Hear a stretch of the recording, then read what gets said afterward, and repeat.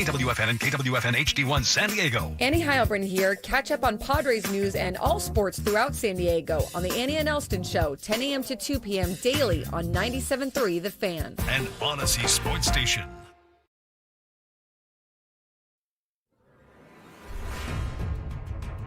C.J. Abrams leads off for the Nationals in the bottom of the first inning. Left-hand batter takes outside. Ball one from Dylan Cease.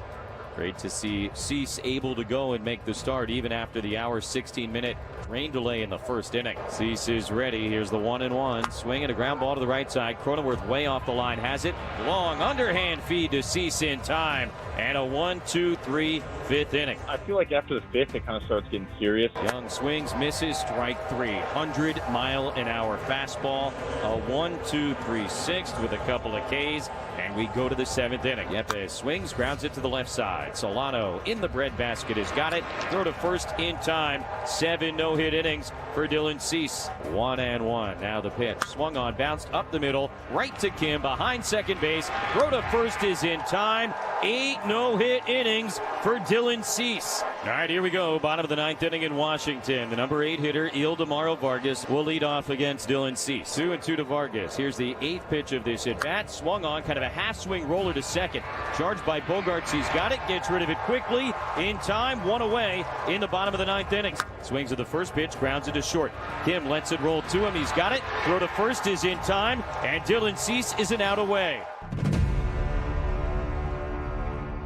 Here's the 1-0. Abrams swings to right field. Johnson coming in. He's got it, and the ball game is over. No hits for the Nats. Dylan Cease throws a no-hitter. The second no-hitter in Padres history. On a rainy Thursday in D.C., the Padres will celebrate. Cease came close time and time and time again, and today he gets it done. There'll be a sea of San Diegans celebrating back home today.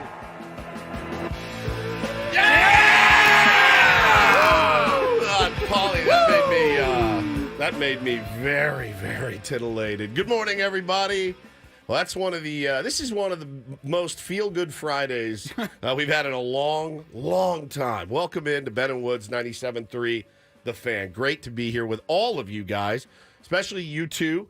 Man, I'm excited to talk about this today, and excited to hear from you guys, and of course talk to the skipper, Mike Shildt, today, and see how he's feeling, man. That's got to be a really, really interesting scene for a manager.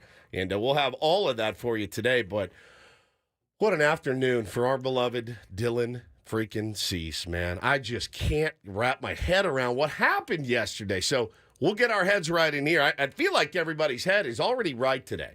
I'm Woodsy. That's Paul Rindle, the executive producer. Great job on the open, Paulie. Good morning to you. Good morning. It's me, Paul. Hey, good morning. To my left, who actually looks pretty sexy. That's the first time I've ever seen one shred of facial hair on him. If you're listening, Me too. we have fake mustaches on right now. Yeah, we wore our Dylan Cease mustaches. All right. That's Ben Higgins, everybody. Good morning. Benjamin. Yeah, I had to wait, 52 years for the first Padres no-hitter.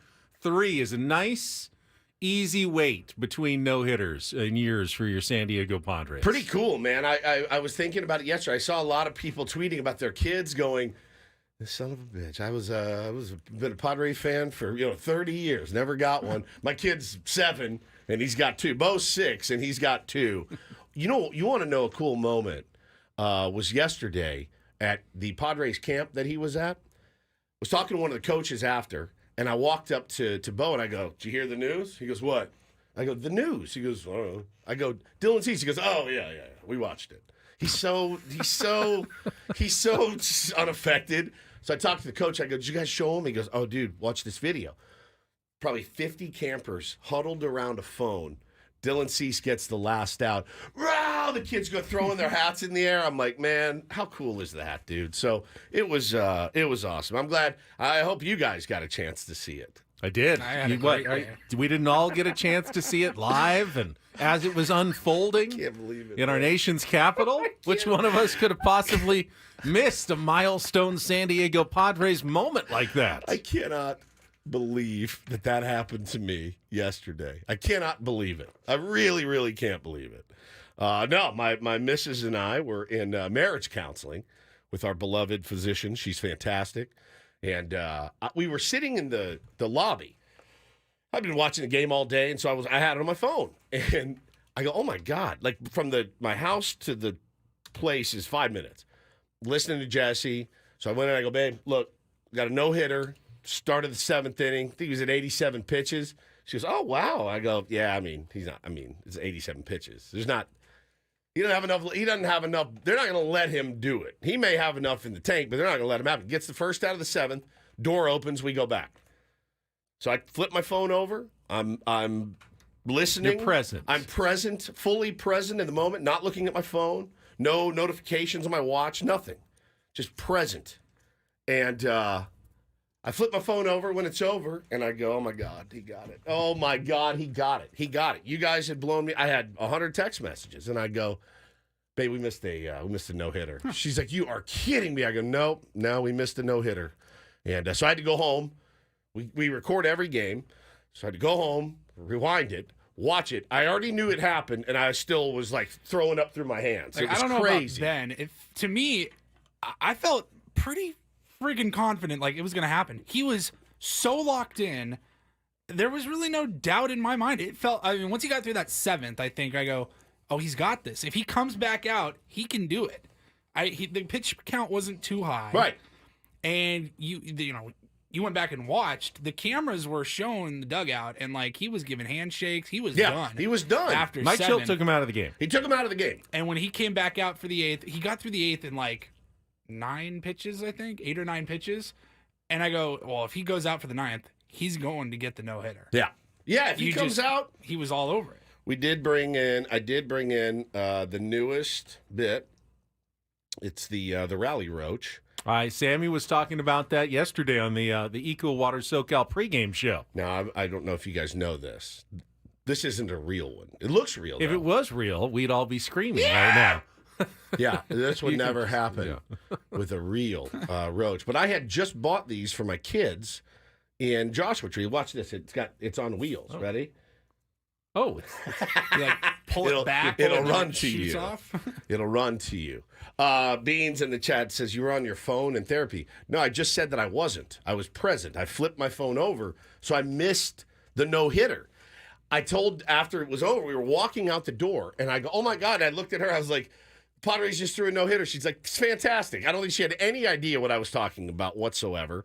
And we walked out, ran home, rewound it, watched it. It was, I'm really bummed I missed it live because there's nothing like that feeling.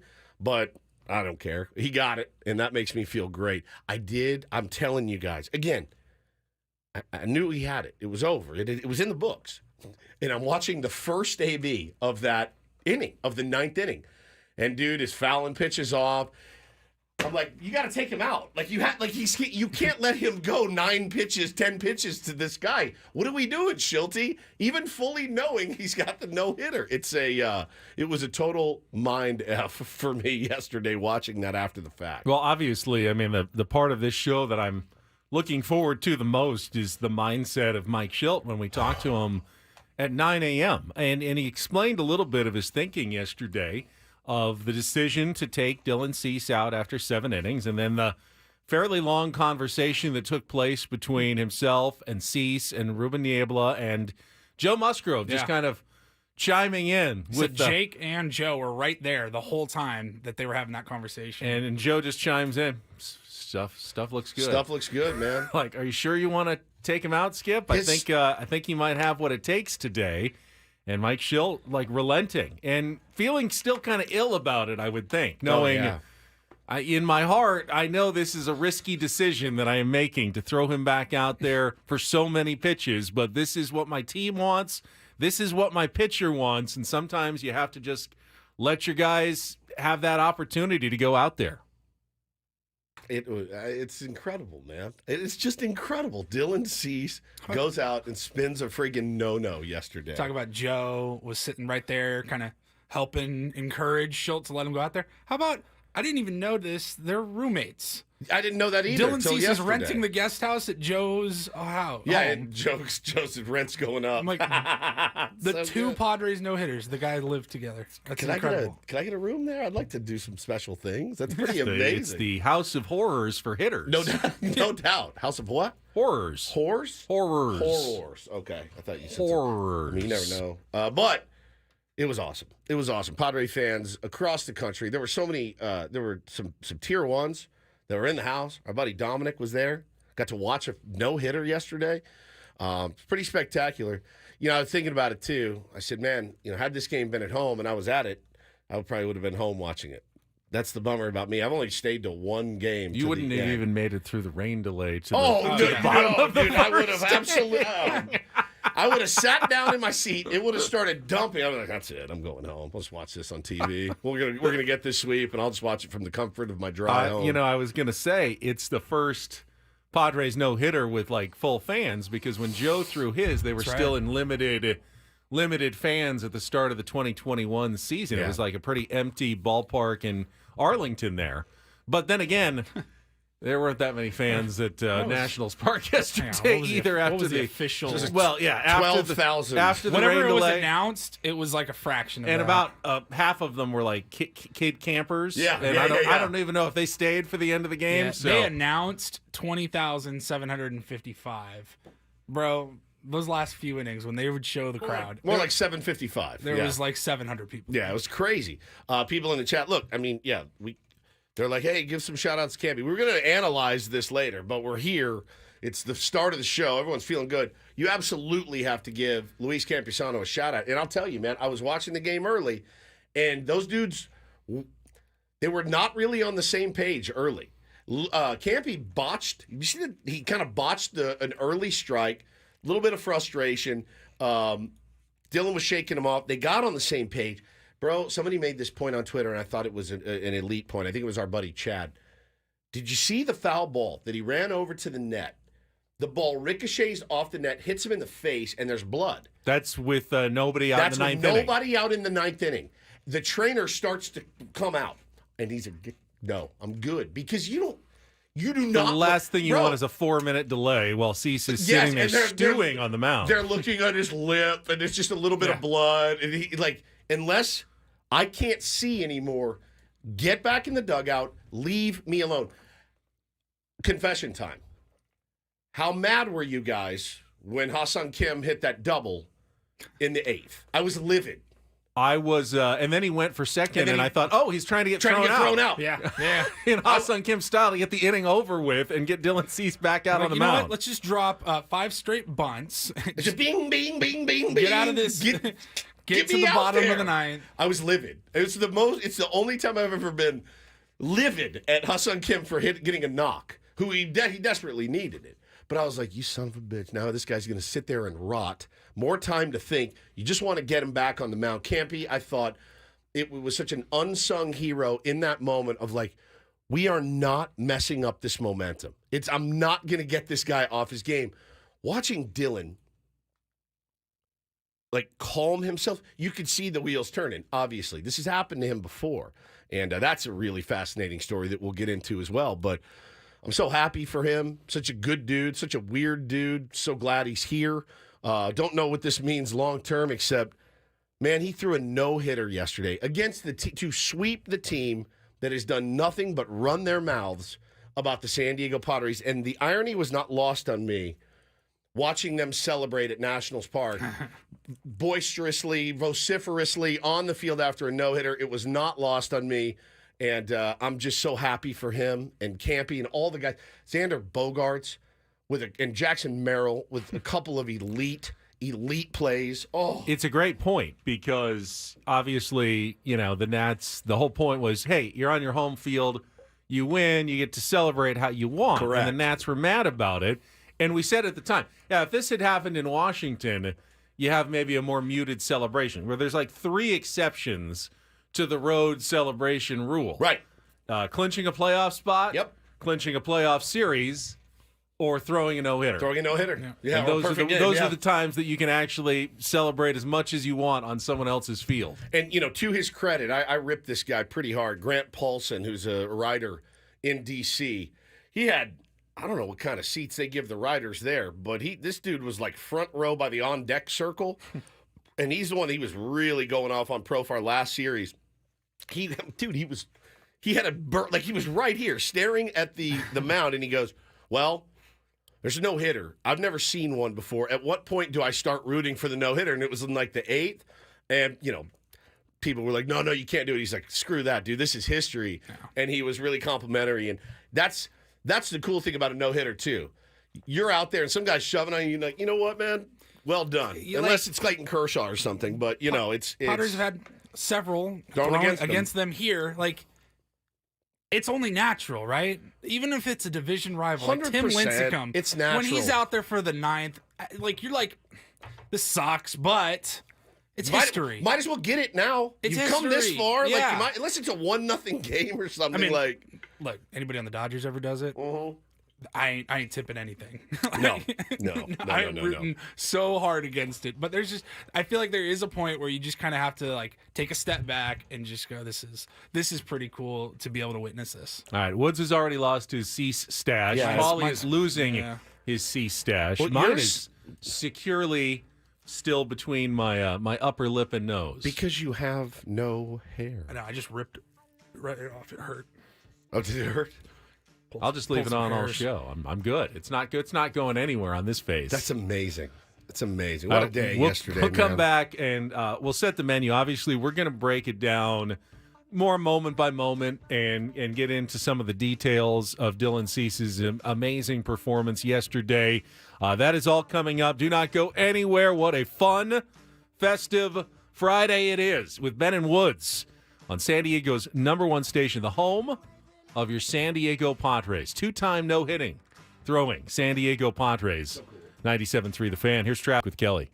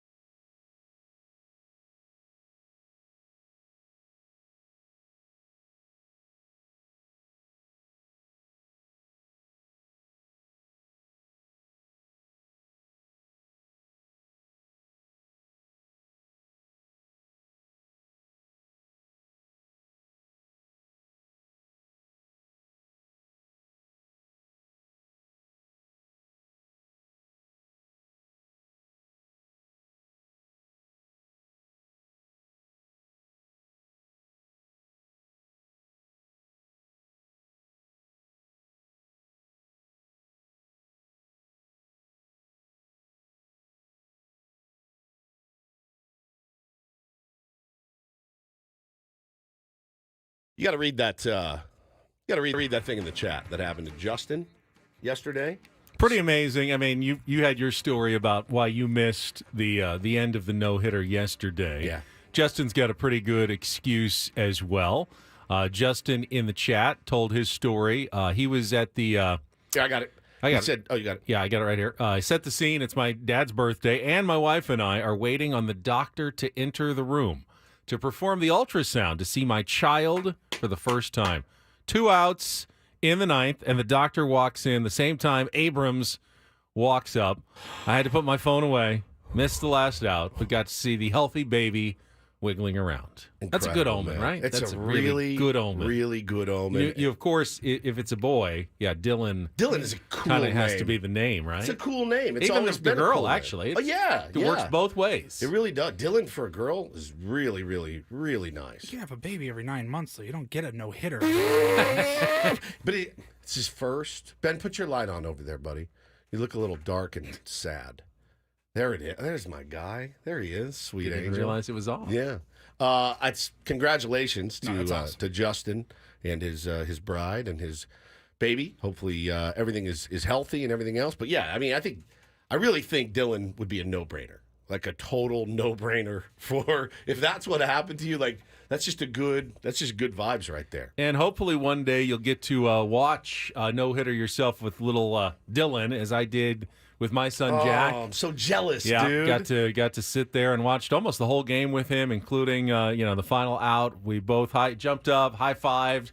Very cool moment. Father-son opportunity to do that. And Padres fans know as well as any. You have no idea when or if you'll get another chance to cheer on your team at the end of a no-hitter. Someday it'll happen at Petco Park, I'm sure. Yeah, that's got to be the next step. Someday. A home no-hitter is supposed to be the next one. So will it be Cease? Will it be Michael King? Could it happen later this year? That would be something. But let's not get too greedy. You said yesterday you were going to get greedy. Boy, you got greedy. I did get greedy yesterday. It paid off for you. You said at first I said I want 2 out of 3, and we got 2 out of 3. We got 2 out of 3 in Cleveland. And he said, I normally don't do this, but I want to get greedy today. We got to take it to Patrick Corbin. And you got greedy. Not only did you get Patrick Corbin in the first, that's all you got, but you got a no-hitter, Benny. Now, you grew up in San Diego, man. You're probably mad at me and Paulie. Like, you never got to see any. You had it done against you so many times, and to get 2 of them in the last 5 years is just astounding. And it was something I really wanted to see as a kid. I mean, I remember going to games at Jack Murphy, and it was like the 4th inning. It was like, oh, we haven't allowed a hit yet. Maybe this will be the day. Much too early. Do you remember off the top of your head? Because I know CY got really close. He got real close. Were you at that game? I was not at that game, but I was already covering the team at that point. Yeah. But I definitely remember that game when he got so close. Yeah, it feels like a lot of the more recent vintages were the opportunities. There weren't even a ton of deep chances. Yeah. When I was like a kid, offenses were better back then, and I just felt like there weren't that many chances for the Pirates. I think Bruce Hurst, I think he had got one close. Fairly deep in and got close at a game I might have been at. But yeah, this is the golden age of Padres baseball. Randy Jones took one 7 1/3. 7 1/3. I'm not Back quite in old enough to see 1975. Randy. I'm just going through the close ones. Yeah, go through the close ones. Andy Ashby got through 8 innings 8 in 1997. CY got through 7, got through 8 1/3, got through 7 2/3. He's been real close a few times. Ash? No, CY. CY. Tyson Ross, I remember that one. 7 2/3. I remember that. Yep, that was Jordan Lyles. Jordan in Lyles. 2018. Oh, that's what I remember. 7 1/3. That was the Yes. unexpected one. That was very. We were like, this SOB's going to do Chris it. Paddock went 7-0 hit. Yeah, in he did. 2019. Loud thunder, heavy rain. Odrisamer Despaigne. 7 2/3 in 2014. Wow, dude. Wow. Kevin Brown? No? Kevin Brown. I mean, he was dominant, but I don't remember God, ever a really deep no-hit bid. But he was only with the Padres for one season, so really good season. But I don't think there were any no-hit threats. Friars on the Farm says the one pitcher back in the 70s that was 1 out away, he ended up becoming a dentist. Steve Arlen. Dr. Steve Dr. Steve Arlen. Arlen. Yeah, that's right. Now, if I had only gotten the chance to be a dentist for one day, that would be Moonlight Arlen. You know, I would see Dr. Arlen around town, and a toothbrush would find its way into a kid's pocket. That's crazy. Ray's dude. daughter has a cavity, and he needs to come off the field and fill it. Oh, you can't go back, Ray. Steve, you Dr. can't go- Steve, you can't go go back. man. I'm so sorry. Our buddy so Ryan sorry. Cohen is in the chat. Oh, dude, Says sweet he little angel. faked an illness to get out of playing a high school baseball game so that he could sit in a porta potty to watch the end of Jordan Lytle's perfect game bid.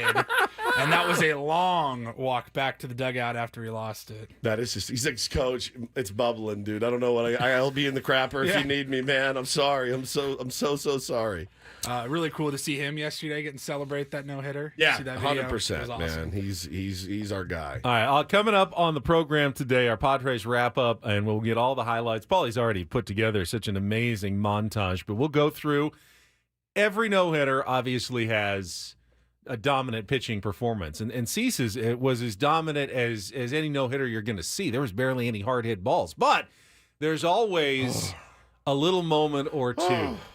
You know, the blooper that either goes your way or doesn't go your way. The ball that is fielded cleanly or not fielded cleanly. And the Padres had a few of those moments that could have gone against Dylan Cease.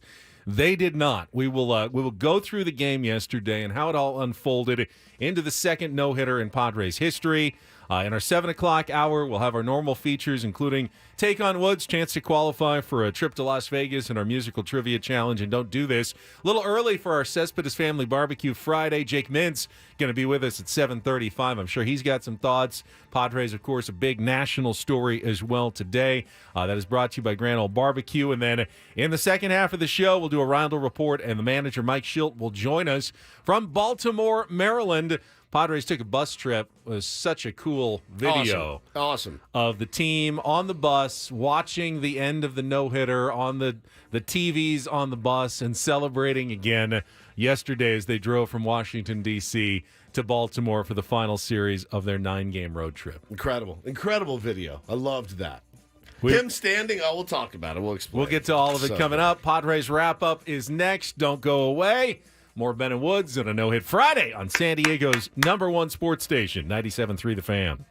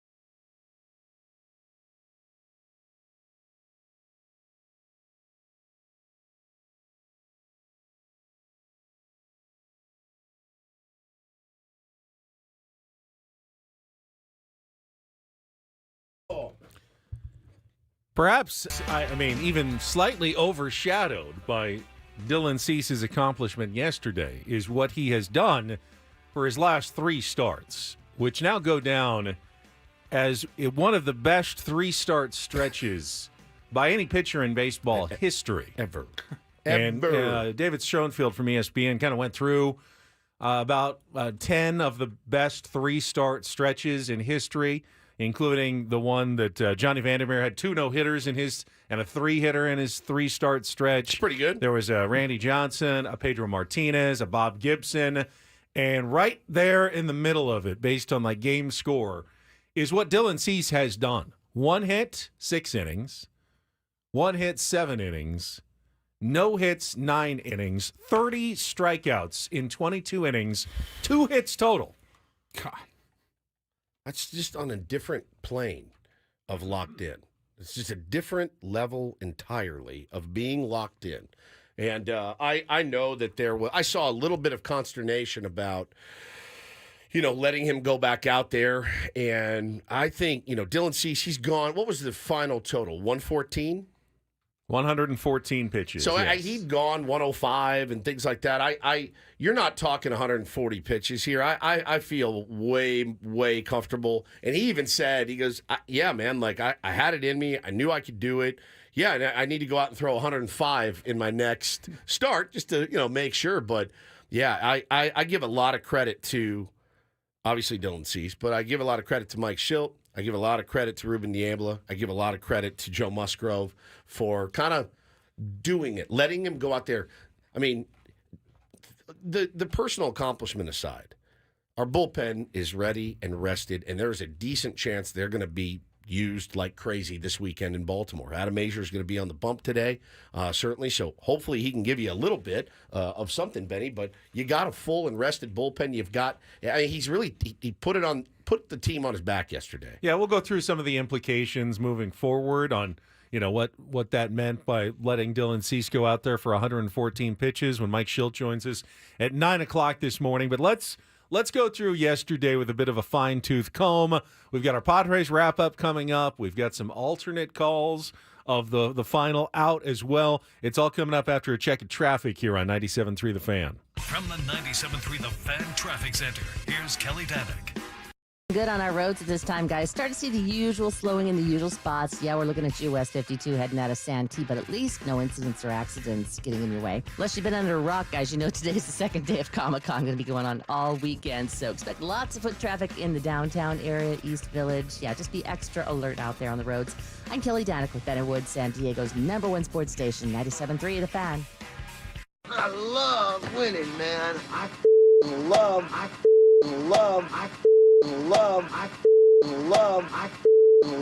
winning. You hear what I'm saying? It's like better than losing. Oh my God, I'm so stiff. Miss any of the Padres win yesterday? Ben and Woods didn't. What up, crew? We've got you covered with all of the highlights. I like it when the Padres win. Yeah! Yeah! It's the Padres Wrap-Up, presented by Hamul Casino. With thrilling slots and tables and all the best rewards, Hamul Casino has all the fun you're looking for. Hamul Casino, fun above all else. Yeah! Give me a do damage. Do damage! 3-2 again. Now pitch number 9 from Corbin. Kim swings, lines it into left field. That will drop down and a base hit. Solano has scored. Bogart's on his way. Now after a slip in left by Wood, Cronenworth will come in safely right ahead of the tag from Ruiz. 3-run score and worth the wait for Ha-Sung Kim. C.J. Abrams leads off for the Nationals in the bottom of the first inning. Left-hand batter takes outside. Ball 1 from Dylan Cease. Great to see Cease able to go and make the start even after the 16-minute rain delay in the first inning. Here's the 1-2, and Yepes pops it up off the handle of the bat, shallow center. Bogart's awkwardly going back, reaching for it. Basket catch, couldn't make the play, but Merrill grabbed it out of the air, 1 away. Cease is ready. Here's the 1-1. Swinging a ground ball to the right side. Cronenworth way off the line. Has it. Long underhand feed to Cease in time. And a 1-2-3 fifth inning. Young swings, misses, strike 3. 100-mile-an-hour fastball. A 1-2-3 sixth with a couple of Ks. And we go to the 7th inning. Yepes swings, grounds it to the left side. Solano in the breadbasket has got it. Throw to first in time. 7 no-hit innings for Dylan Cease. 1-1. Now the pitch. Swung on, bounced up the middle, right to Kim, behind second base. Throw to first is in time. 8 no-hit innings for Dylan Cease. All right, here we go. Bottom of the 9th inning in Washington. The number 8 hitter, Ildemaro Vargas, a switch hitter, batting left-handed, will lead off against Dylan Cease. Swings at the first pitch, grounds it to short. Kim lets it roll to him. He's got it. Throw to first is in time, and Dylan Cease is an out away. Here's the 1-0. Abrams swings, lines it into right field. Johnson coming on. He's got it, and the ball game is over. Dylan Cease has no hit the Washington Nationals. On a rainy Thursday in D.C., the Padres will celebrate. They have mobbed Cease on the infield, and the Pods sweep the Nats with a 3-0 victory. Cease came close time and time and time again, and today he gets it done. I mean, right now I just feel happy. I mean, I don't know how else to describe it. It really is. It's almost too good to be true. And just I don't even know how to feel right now. Dylan Cease on with our Sam Levitt on the postgame show yesterday, and we'll play more of that for you coming up here, I think, at the top of the hour. But, Woods, when you go back and listen to all the highlights again, you realize how unlikely and why a no-hitter is so incredibly unlikely. You can have Dylan Cease be as dominant as any pitcher, and he really was yesterday. But what could have gone differently that would have really taken away the chance at a no-hitter? First of all, a rain delay of 1 hour and 16 minutes. It goes on much longer than that, and Dylan Cease is already warmed up an hour and a half ago. You may need to scrap his start entirely. Yeah. And would have never known what special day was in store for Dylan Cease. He warmed up, but thank God he didn't have to pitch like the bottom half of the, throw 2 outs or something, and then they call the rain delay. Ugh. Yeah, and Patrick Corbin came back too and pitched pretty well after giving up the 3-run single/double to Ha-Sung Kim. He was hot. But if Dylan Cease had to do that, if the rain had come in the bottom of the first, in the middle of his inning, maybe he's just a little off when he comes back. You don't know about that. Then in the bottom of the first inning, and Dylan Cease said afterwards, wasn't really locked in for the first inning or two. It took him until about the third when he felt locked in. Walks Lane Thomas with 1 out. Thomas tries to steal second, and Luis Campusano, who throws out nobody at second base, uncorks a rocket to second base. I was like floored. I'm going, wait, is Higashioka back there? Is that Campy who just unleashed that throw and got him by just the scantest of margins? And think about it, the fact that he went to 114 pitches. How many more pitches does he have to throw to get out of that inning? Even if he does get out of that inning, not giving up another hit, that's another batter faced. That's another 6, 10, who knows how many more pitches he needs to throw to get out of that inning. Maybe Mike Shildt can't be talked out of taking him out of the game because he's at 99 or 102 pitches through 7 innings, and he is done. So Campy right there, hidden little moment that helps set up a no-hitter. Obviously, as you go through, he's looking good, he's sharp, he's dialed in. You get to the 5th inning, and there's the little bloop by Juan Yepes to center field that Xander Bogaerts goes back on, gets a glove on, not going to catch it. It's going to fall in. It's going to be a single. Oh, it's a tough way to lose your no-hitter, except Jackson Merrill, always hustling, always there, using his speed. 1-2, and Yepes pops it up off the handle of the bat, shallow center. Bogaerts awkwardly going back, reaching for it, basket catch, couldn't make the play, but Merrill grabbed it out of the air, 1 away. It's the old Bob Boone, Pete Rose catch. Remember that one? Off to the side, hits Boone in the glove. Pete Rose is right there to make the catch. I think it was in the World Series also. Pretty nuts. This helping preserve a no-hitter. Pretty incredible. Jeter makes a point. That would have been an error. No. He had to It go went in the glove. It was a tough play. It was a. You know what the? It was literally in the glove, though. It didn't go off the side of the glove. Yeah, it was a pop fly. But going It was a back, pop fly that went in the glove. Running back, and Bryce Miller wrote about this in the UT. The odds of making that play, according to Statcast, 5%. Oh wow, I had no idea. Maybe you're right. 5% chance of making that play. That is hard by to Xander believe. Bogaerts, according to the Statcast projection. So that's 95% of the time the no hitter is done right there. Yeah, I got a double play in there to kind of he didn't because of the ability to get to that ball. Yeah, it was in. He did get to the ball though, and was there, and it hit him in the palm of his glove. Now on Sundays, I'm giving Paulie a hit if that happens, but that's Sunday league. It hit the webbing of the glove and then popped out. I mean, I don't care. He made the play at the end of the day, but holy crap. The X was running hard. He was running hard, but he was kind of sideways, kind of backpedal. What the scorers are supposed to do is that if a play takes more than just ordinary effort to make, that's fair. Okay. It's supposed to be a hit. And that was well beyond ordinary effort by Xander Bogaerts to make that play. The good news is this. That's the national scoring, right? Mm-hmm. So the good news is we don't have to sit in here and debate this morning. They should overturn that. It would have been a no-hit. Can you imagine? Oh, the worst, right? I think the other one, and we'll get to it in a second, is the one in the 8th inning, which would have been a real interesting call for the scorer on Xander Bogaerts. But you come to the 7th inning, and obviously Dylan Cease walks off the mound after 94 pitches, and Mike Shildt is waiting for him at the bottom of the stairs in the Padres dugout. Hand extended. It's like you did your job. Great job. Good job. You're done for the game. And you could see Dylan Cease kind of has that look like, I don't know. I got more in me. But I can imagine that trying to talk Mike Shildt out of anything is not easy. And he's wondering, all right, how am I going to go about this? And he says to Shildt, according to what he said after the game, hey, I feel good. I feel good. I could go back out there, and Shildt, listens to him. Ruben Niebla walks up. Joe Musgrove and Jake kind of join in on the conversation, and they're standing there, and they're talking. Adrian Morejon's already up, hot, ready to go to come in to the game in the 8th inning. But they talk, and eventually breaks up, and somewhere in there, Joe goes, stuff looks good. And Mike Shildt, for just the second time, he said, in his managerial career, gets talked out of taking a pitcher out of the game. Do we know the first? Adam Wainwright. They asked him. He goes, Wainwright? Yeah. Wainwright. He goes, how'd that work out? He goes, pretty good. Pretty good. Got the no-no? It wasn't a no-no. It was just a good outing. I think he wanted to go back for the 9th for a complete game, nice. and he got it. And Mike Shildt said, I was taking him out, and he wasn't having any of it, and I relented.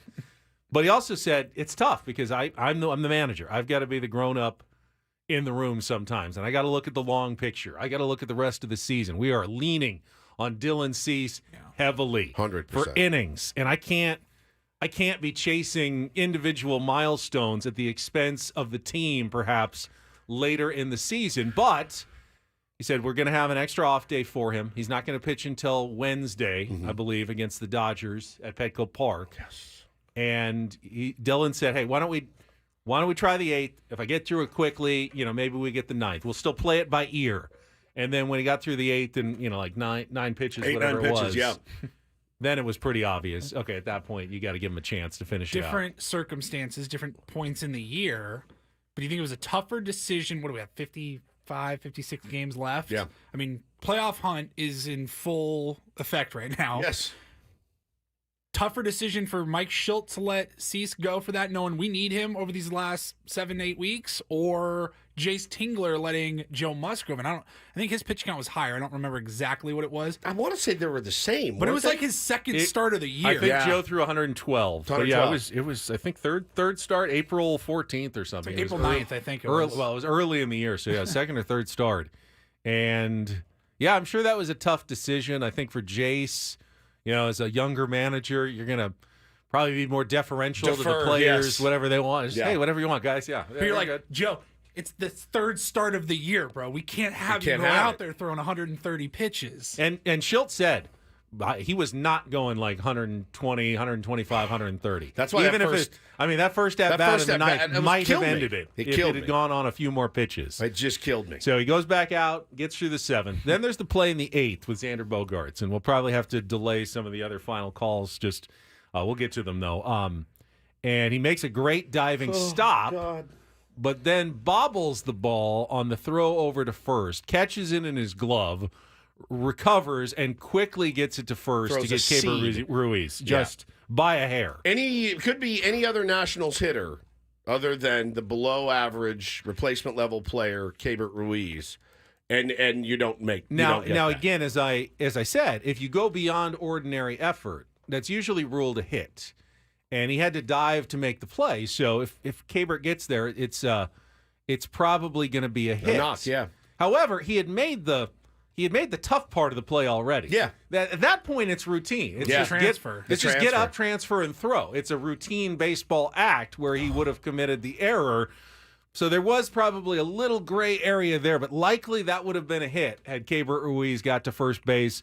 Didn't. No hitter is intact, and obviously get to the 9th inning, and the rest is history there for Dylan Cease. Now, Anthony in the chat, little old school take, says you never take a pitcher out with a no-hitter in play regardless of pitch count. Anthony? Not anymore, man. Yes. It's different now. If this was Ben and Woods in 1978, I would say, Anthony, you're absolutely right, and Sparky Anderson should be dragged through the streets. It's different now. You know that. You know it's different It's not just different now. If that was Michael King, no chance he goes back out. Zero chance. Zero. He is done after 7. There's no talking Mike Shildt out of it. He is done. Dylan Cease, veteran, slightly different story. Has thrown a lot of innings in his career. Yeah, man, it is absolutely player dependent. It's player dependent. Now, if the Padres are the White Sox and we're 50 games below 500, have a ball. I'll let every guy go out there and just, hey, you want to go see G today? Have a ball, man. Right?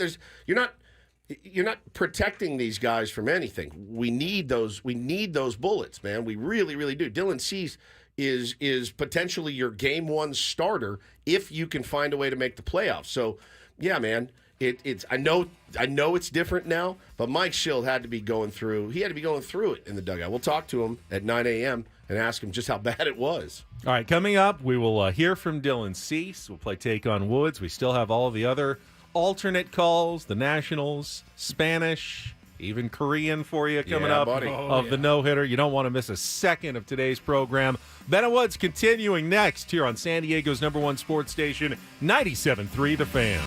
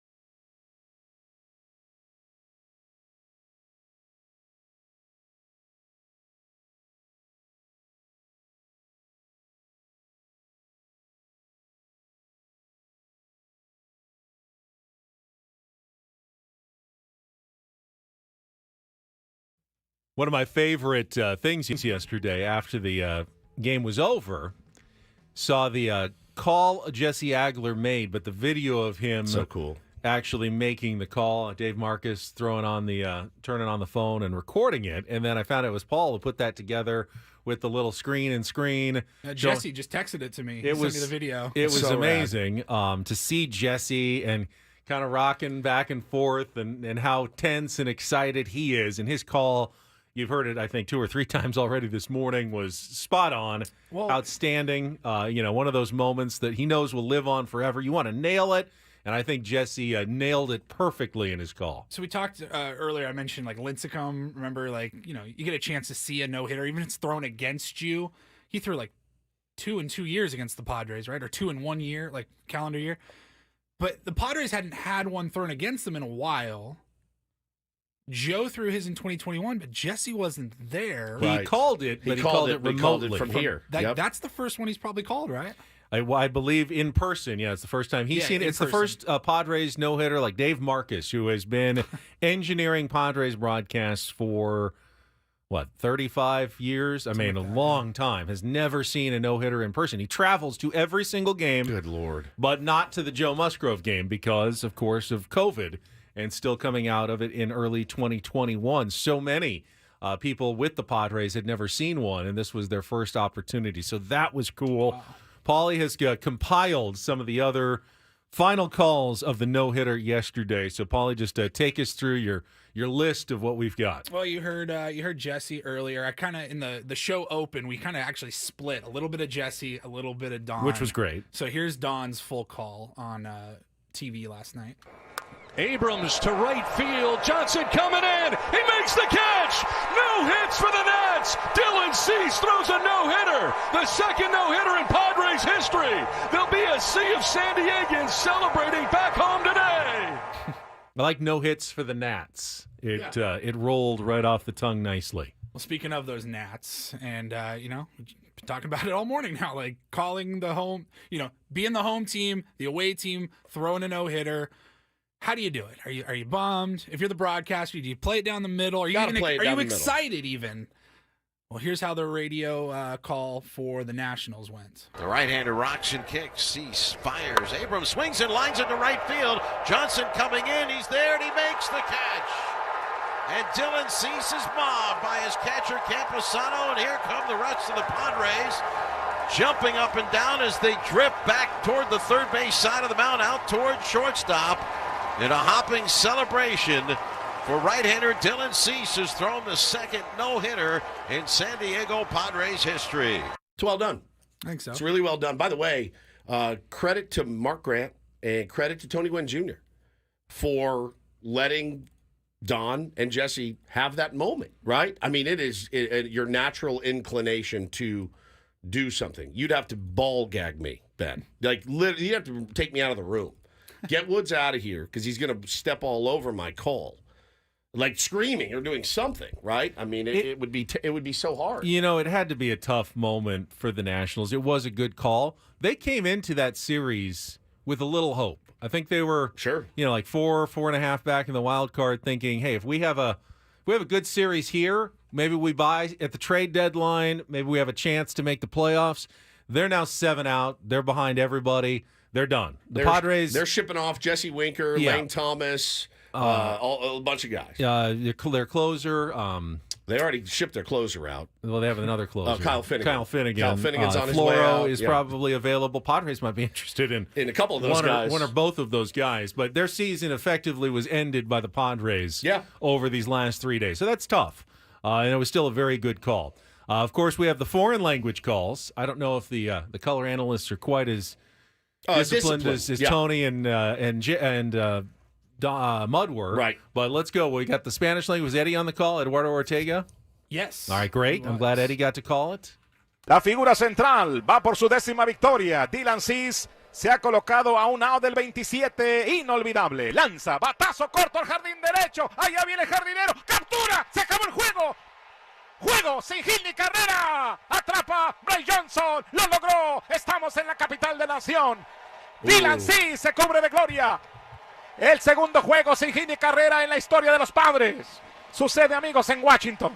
Oh, you got a little emotional there. Yeah, a I little could hear choked up, that. dude. Twice. I could hear Oh, that. I love that, man. I love that. He's the GOAT. I heard a segundo en la historia de los Padres, second in the history of the Padres there. Nación de Capital, something like that. Our nation's capital. So cool. Captura by Bryce Johnson out in right field. I'm getting a little bit better on my Spanish listening to Eddie's calls. Good job. Carl said, Eduardo just destroying my AirPods right now. He got fired up, dude. It's hard to move in and out when you get really excited, man. But that was a brilliant call. All right, no color guy stepping on Eduardo either, which leaves just our friends from Korea. Yes. They are always the ones who like to step on each other. Mm-hmm. Let's see how it sounded on the Korean language broadcast of Dylan Cease's no-hitter. Abrams.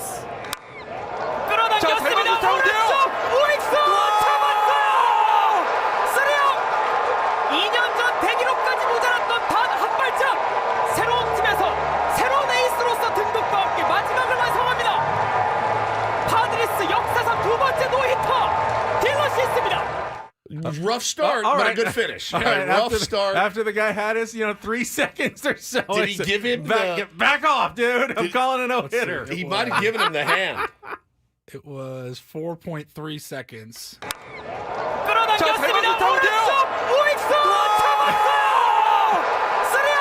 And then he let the man. Then he let his guy have his moment there, calling a no-hitter. Yeah, he gave him the hand for sure. He's like, "Shut up! God, killing me right now." Oh, good guy. Good calls all around, actually, on that no-hitter. That was solid. We need a contestant for Take on Woods. You want to call in right now, 833-288-0973. We're going to play in about 3 minutes, but while you call in, we're also going to hear from the man of the moment, Dylan Cease, who joined our Sam Levitt on our Padres postgame show yesterday here on 97.3 The Fan. Listen in. We're joined by Dylan Cease. Dylan, congratulations on a tremendous start, a tremendous day. Take me through what your emotions are right now. How you feeling? Oh, thank you. Right now I just feel happy. I don't know how else to describe it. It really is. It's almost too good to be true. I don't even know how to feel right now.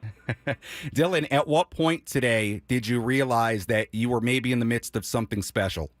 I feel like after the 5th, it kind of starts getting serious, and then after the 7th, it's like, you're very close. So I try not to think about it too much. It's inevitable. It's inevitable. It's going to cross your mind, but I was just trying to focus more on pitch sequencing and where I wanted to get the ball. Dylan, did you feel that intensity heighten as you got into the 8th inning? Your pitch count after 7 was at 94. It was at 103 pitches after 8. Did you feel things getting a little bit more tense? Were you concerned about the pitch count at all? Yeah, it was a little concerning. I after that 7th, I think I was at 94, 95, and I kind of just had mapped out in my mind, like if I finish the 8th with like 105, then that should buy me, an inning's worth of pitches. So that was kind of what was on my mind. And then other than that, like I said, it was just how am I going to sequence and how am I going to execute. Dylan, a couple of years ago with the White Sox, you came 1 out away. And in fact, it was your now teammate, Luis Arraez, who broke it up. When you think back to that day and you think about what you did today, how sweet is this, considering you have come so close in the past? Yeah, if it happened twice, it would have been heartbreaking, I can tell you that. But, anytime you can do something that's, like that, it almost feels too good to be true. So much has to go right. Look at those multiple defensive plays today that went our way. I couldn't be more thrilled. Yeah, you mentioned the defense. There was the catch in center by Merrill on the deflection off Bogarts. Xander made a great play later in the game. There was a double play from Solano to Kim that was not easy whatsoever. What did you think about the way your defense helped you through this no-hitter? Man, they were rock solid. I wouldn't have thrown it without them. Merrill being behind Bogey right there and making that play, and Bogey making that kind of double clutch sliding play on Ruiz. It's just so much has to go right, and I'm sure when I look back at this, it's going to be even more amazing. Dylan, that moment in the bottom half of the ninth inning, 2 outs, you're facing the Nationals leadoff man, C.J. Abrams, line drive to right. Johnson catches it. You leap up in the air. Your teammates swarm you, celebrate with you. Take me through your emotions, your feelings. What was that moment like to finally do it? Man, I don't even know. I don't really know how I felt. I was just so happy, and I just kind of let out a scream. I think it was like a primal scream, and then everyone is around me. So I think that was the most fun part is, everyone kind of not dogpiling, but, forming a circle and just being so happy. And I was just screaming yes. I think I screamed yes like 50 times. And, man, that's something I'll be able to relive in my mind for the rest of my life. Well, Dylan, screaming yes for good reason. What a performance here today. You've been so good as of late, and you were quite literally unhittable in this one here today. Dylan, again, congratulations on your first career no-hitter, and we'll see you back here in San Diego. Thanks so much for calling in. Appreciate it. Yeah, thank you. All right, that is, yes, that. That's the great Dylan Cease with the great Sammy Levitt. My God, I was listening to that live and got chills when I heard it. Pretty cool moment after as they're riding on the bus to Baltimore. And Joe Musgrove, who had the Instagram live going, it's on MLB Network, and they're replaying the last inning. Dylan's standing in the middle of the aisle, rewatching it. He's standing, everyone else is sitting. And they're like, yeah, and they're screaming, and he's jumping up and down like a little kid, man. Probably watching it for the first time. Yeah. And, when you watch it on TV, it looks like Abrams probably gets a line drive single there. It can't have been the only one who thought that. No, he looked really hitterish. The Padres posted an angle from the dugout of that final play. Yeah. And Cease, at first, the ball off the bat, he kind of does the crouch, like, oh, crap. And then he saw that Johnson was right there tracking it. He puts the arms up. My He knew it was over. My favorite part, though, was the guys in the back of the bus when they showed the stats from the end of the game. I think he had 9 punch-outs. And somebody pipes up from the back. I think I know who it is, but I don't want to spread false information. You couldn't get 10 punchies? And I'm like... This is Manny Machado. And I'm dying because it's such a baseball player thing to say. You could hit 4 doubles off the wall. Inevitably, your teammates are going to be like, bro, weight room. Come on, man. Like, what are you doing? 4 off the wall? It's embarrassing. You're like, I said 4 doubles. Are you guys kidding me? They're like, that's pretty weak. That's baseball in a nutshell. So they were riding him a little bit. And he's like, I know.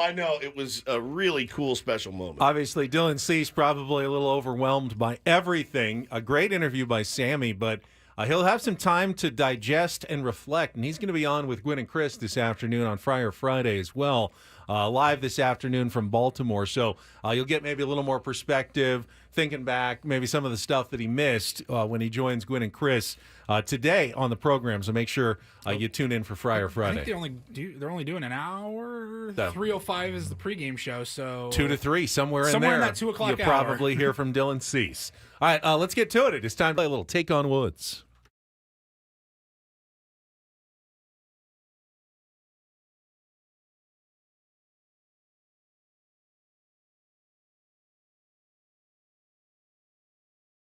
I think I look more like a game show host with my Dylan Cease mustache on. Take on Woods is brought to you by Valvoline Instant Oil Change. It only takes 15 minutes. You don't have to get out of your car. For directions and discounts, go to SoCalOilChange.com. That's SoCalOilChange.com. At random, let's go. Joe, are you there? Yeah, good morning, guys. Good morning, Joe. All right, you're our contestant today, trying to qualify here at the end of July for our drawing. 2-night stay at the Rio Las Vegas, dinner for 2, day bed at the Rio Pool. The Rio is back. New ownership, newly remodeled rooms, 4 sparkling new pools, and a brand new food hall. Book now at RioLasVegas.com. All right, here are your categories, Joe. We've got 3 times a lady. Lady, the key word in those titles. X marks the spot. Songs and artists that end in the letter X. And the afterlife, songs and artists, including the word after. 3 times a lady, X marks the spot, or the afterlife, Joe? 3 times a lady. 3 times a lady. All right, the girls are grown up from last week. Today we are looking for 5 different song titles or artists featuring the word lady. You've got 60 seconds to get as many as the 5 you can. If you don't know an answer, say pass. We'll come back to it if there's time left on the clock. First question is our 2-second song. Paulie is queuing it up right now. You need to give me both the title of the song and the artist to score that point. You go first. Woods goes second. You beat or tie him. You're in the drawing. Joe, are you ready? Yeah, go ahead. Paul, you good to go? All right. I'm good. 60 seconds on the clock in the category 3 times a lady. Joe, your time begins when Paul plays the music. Good luck. Let's take on Woods.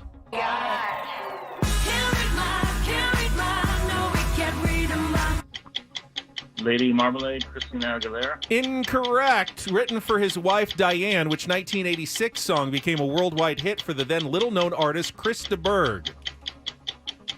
Lady in Red. Correct. Friday Night arrives without a suitcase, for which Beatles title character with children at your feet. Lady Madonna. Correct. Which country group known for hits including Need You Now changed its name in 2020 to drop a potential association with pre-Civil War slavery? Pass. Which 1970 debut single became the biggest hit for progressive rock band Sugarloaf? Green-Eyed Lady. Correct. Which country group known for hits including Need You Now changed its name in 2020 to drop a potential association with pre-Civil War slavery? Lady Antebellum. That is correct. You got 4, but you did not get the 2-second song. That was Poker Face by Lady Gaga. 4 might be good enough, though, in this category. Let's bring Woods in. It's going to be a good one. Got Lady in Red, Chris de Burgh, Lady Madonna, Lady A, Green-Eyed Lady. All right, Woodsy is back. He did not hear any of that. Does not get the category. Joe's score is locked in. 60 seconds back on the clock. Be careful on all of these. Your time begins when Paul plays the music. Good luck, Woods. Let's take on Joe. That's Poker Face by Lady Gaga. Correct. Written for his wife Diane, which 1986 song became a worldwide hit for the then little-known artist Chris de Burgh. Lady in Red. Correct. Friday Night arrives without a suitcase, for which Beatles title character with children at your feet. Lady Madonna. Correct. Which country group known for hits including Need You Now? Lady Antebellum. Correct. Which 1970 debut single became the biggest hit for progressive rock band Sugarloaf? Lady Taint. Oh, you needed that one. I didn't get it. I don't know That's it. a 4-4 tie. And Joe, congratulations. You have qualified for the drawing for Las Vegas. Green-Eyed Lady is what that one's called. Oh, I think that sounds terrible. I think if it's the one I'm thinking of. Green-Eyed Lady. Yep, that's the one. That's the one. All right. That is the one. All right. Joe, stay on the line. Paulie will get your information during the break as we get ready for a little Don't Do This. I watched the Pete Rose documentary yesterday, and you guys should watch it. It's a really good documentary. I'm definitely watching it this weekend. But there is one part in it that made me audibly gasp, and I have the audio and for it involves someone I played golf with earlier this year. which is insane. Oh, my God. Which is insane. I forgot all about that. Insane. You're just going to have to get the whole story when we come back after traffic here on 97.3 The Fan.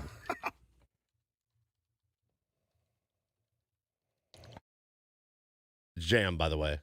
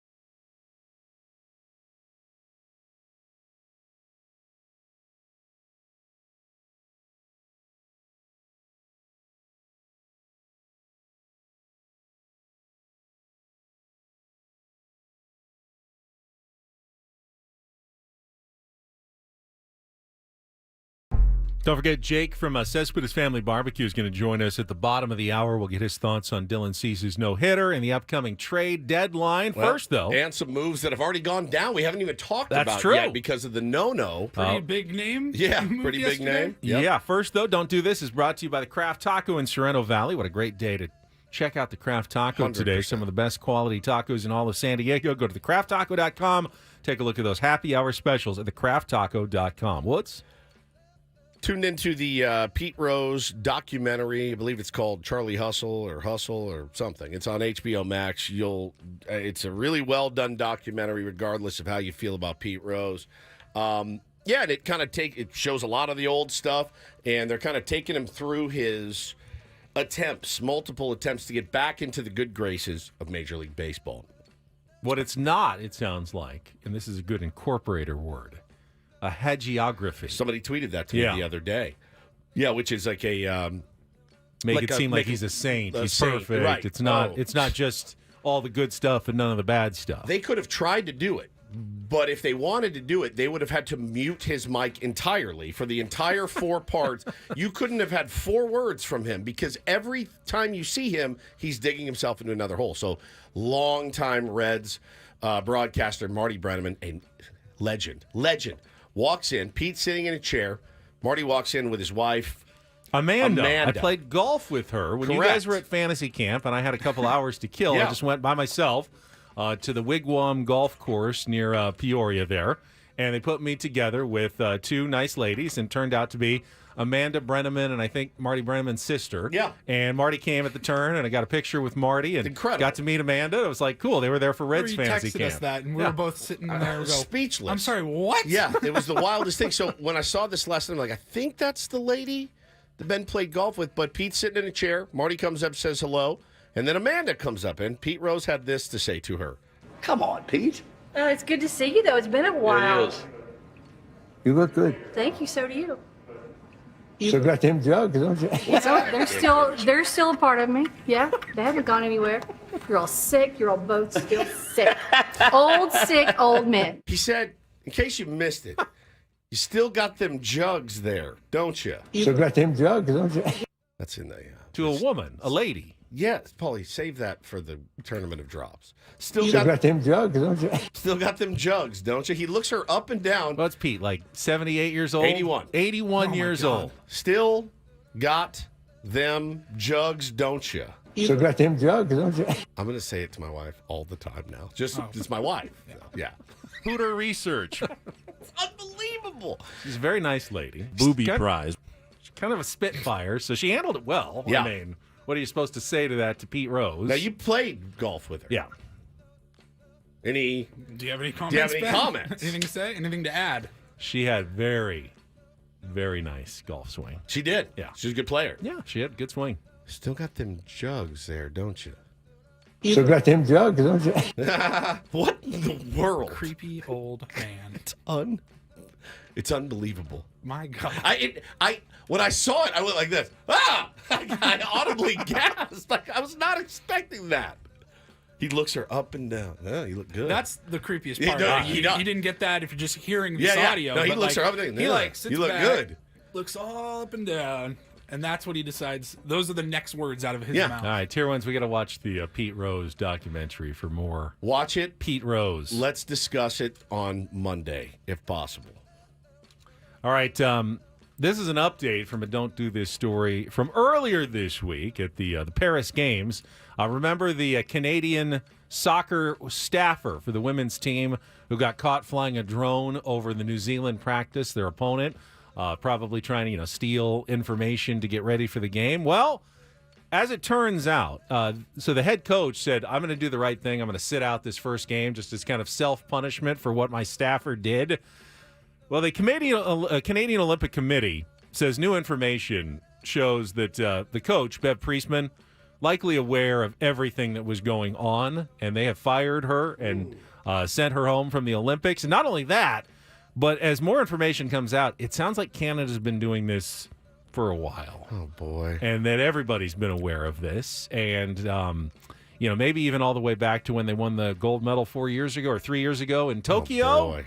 Which is bad enough, but it kind of connects to some of the other cheating scandals in sports, there's always supposed to be the fall guy. Hey, you're the non-accredited staffer. If anything goes wrong, we just blame the rogue staffer who's not really connected with the team, Michigan football. Right. Who was that guy's name? Connor Stallions. Connor Stallions. Yeah. No. This was just the one guy. He was doing this on his own. We had no knowledge of what was going on. Well, here, turns out, you did have knowledge. You all had knowledge. You knew exactly what was going on. You were just trying to insulate yourself a little bit from the crime. And you got caught, and you got fired. Crazy, man. The Olympics have been, somebody pointed out, it's been pretty messy so far in the Olympics. Opening ceremonies today, 10:30 this morning, I believe, if I'm not mistaken. And I will do, this is like a combo, don't and do this. DD mega do. The don't do this goes to Mason Miller, who is an all-world closer for the Oakland Athletics, soon to be the Sacramento Athletics, and he broke his also a huge trade ship right now. Broke his pinky finger on his glove hand. And comebacker? Nope. He came in the training room and he punched the training tables are padded. Yeah. Paulie and I spent a lot of time like in a on doctor's them. office. Out at fantasy camp. He punched it and ended up hitting it in the wrong spot, as it were, and broke his pinky on his glove, and he can't squeeze his glove. Why did he punch it? So it was after a win. So this is an interesting part. My due to this goes to one of my favorite man crushes in baseball. It's Mark Kotsay, who is such a refreshing. Now, he's in an organization that they've literally turned their comments off on social media. You can't comment on they'll post, hey, we won 5-1. You can't comment on it. Mark Kotsay is about as straight a shooter as you can get. Listen to his explanation when they're talking about this. So just getting some clarity on Mason's injury. What exactly happened? How long are you expecting him to be out for?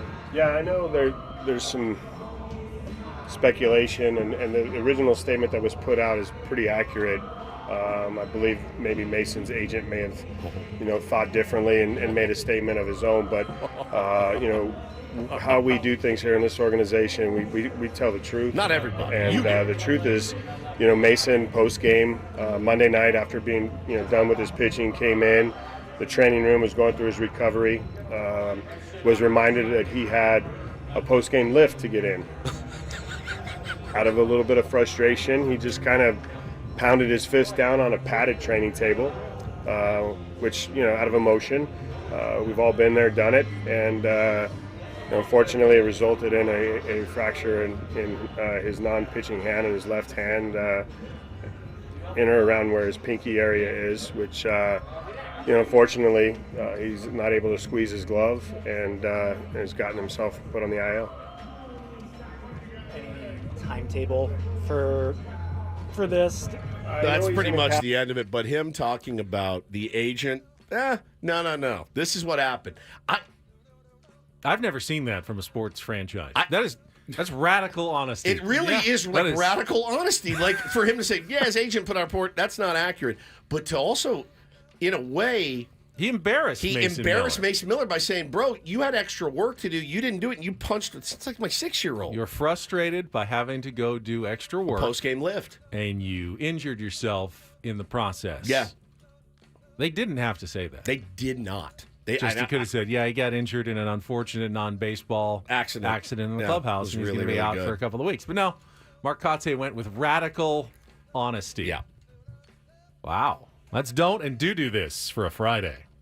That was Don't Do This with Ben and Woods on 97.3 The Fan. And, maybe hurting his trade value here. The team's now unsure of whether he'll be healthy, moving forward. And that's an interesting choice there by Mark Kotsay. Honesty is the best policy, they say, Woods. I love him. I love him. Apparently, Mark believes that 100%. All right, when we come back, Jake from Cespedes Family Barbecue on the trades that have gone down, will go down, and his thoughts on the Dylan Cease no-hitter, all next with Ben and Woods on San Diego's #1 sports station, 97.3 The Fan.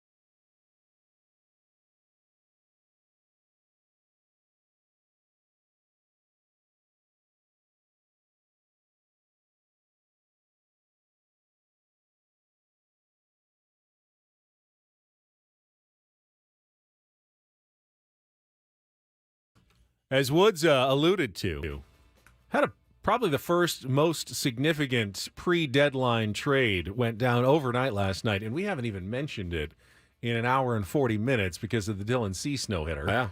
But we will talk about it with Jake from Cespedes Family Barbecue, going to join us a few minutes early. He will be on right after traffic on a grand old Friday right here on 97.3 The Fan.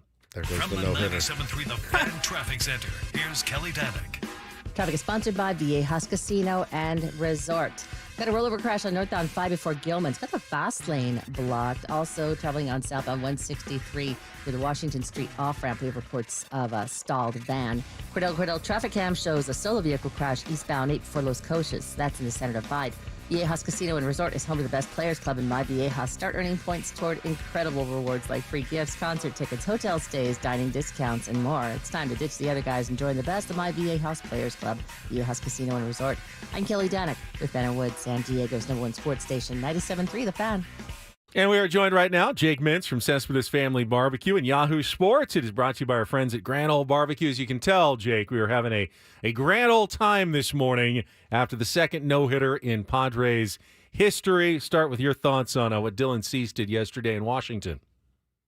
What was it like the second time, guys? Because I know for your fan base, you know, the no-hitter not having it was so built up. It was such a thing for you guys. It was. Was the second time as joyful as the first?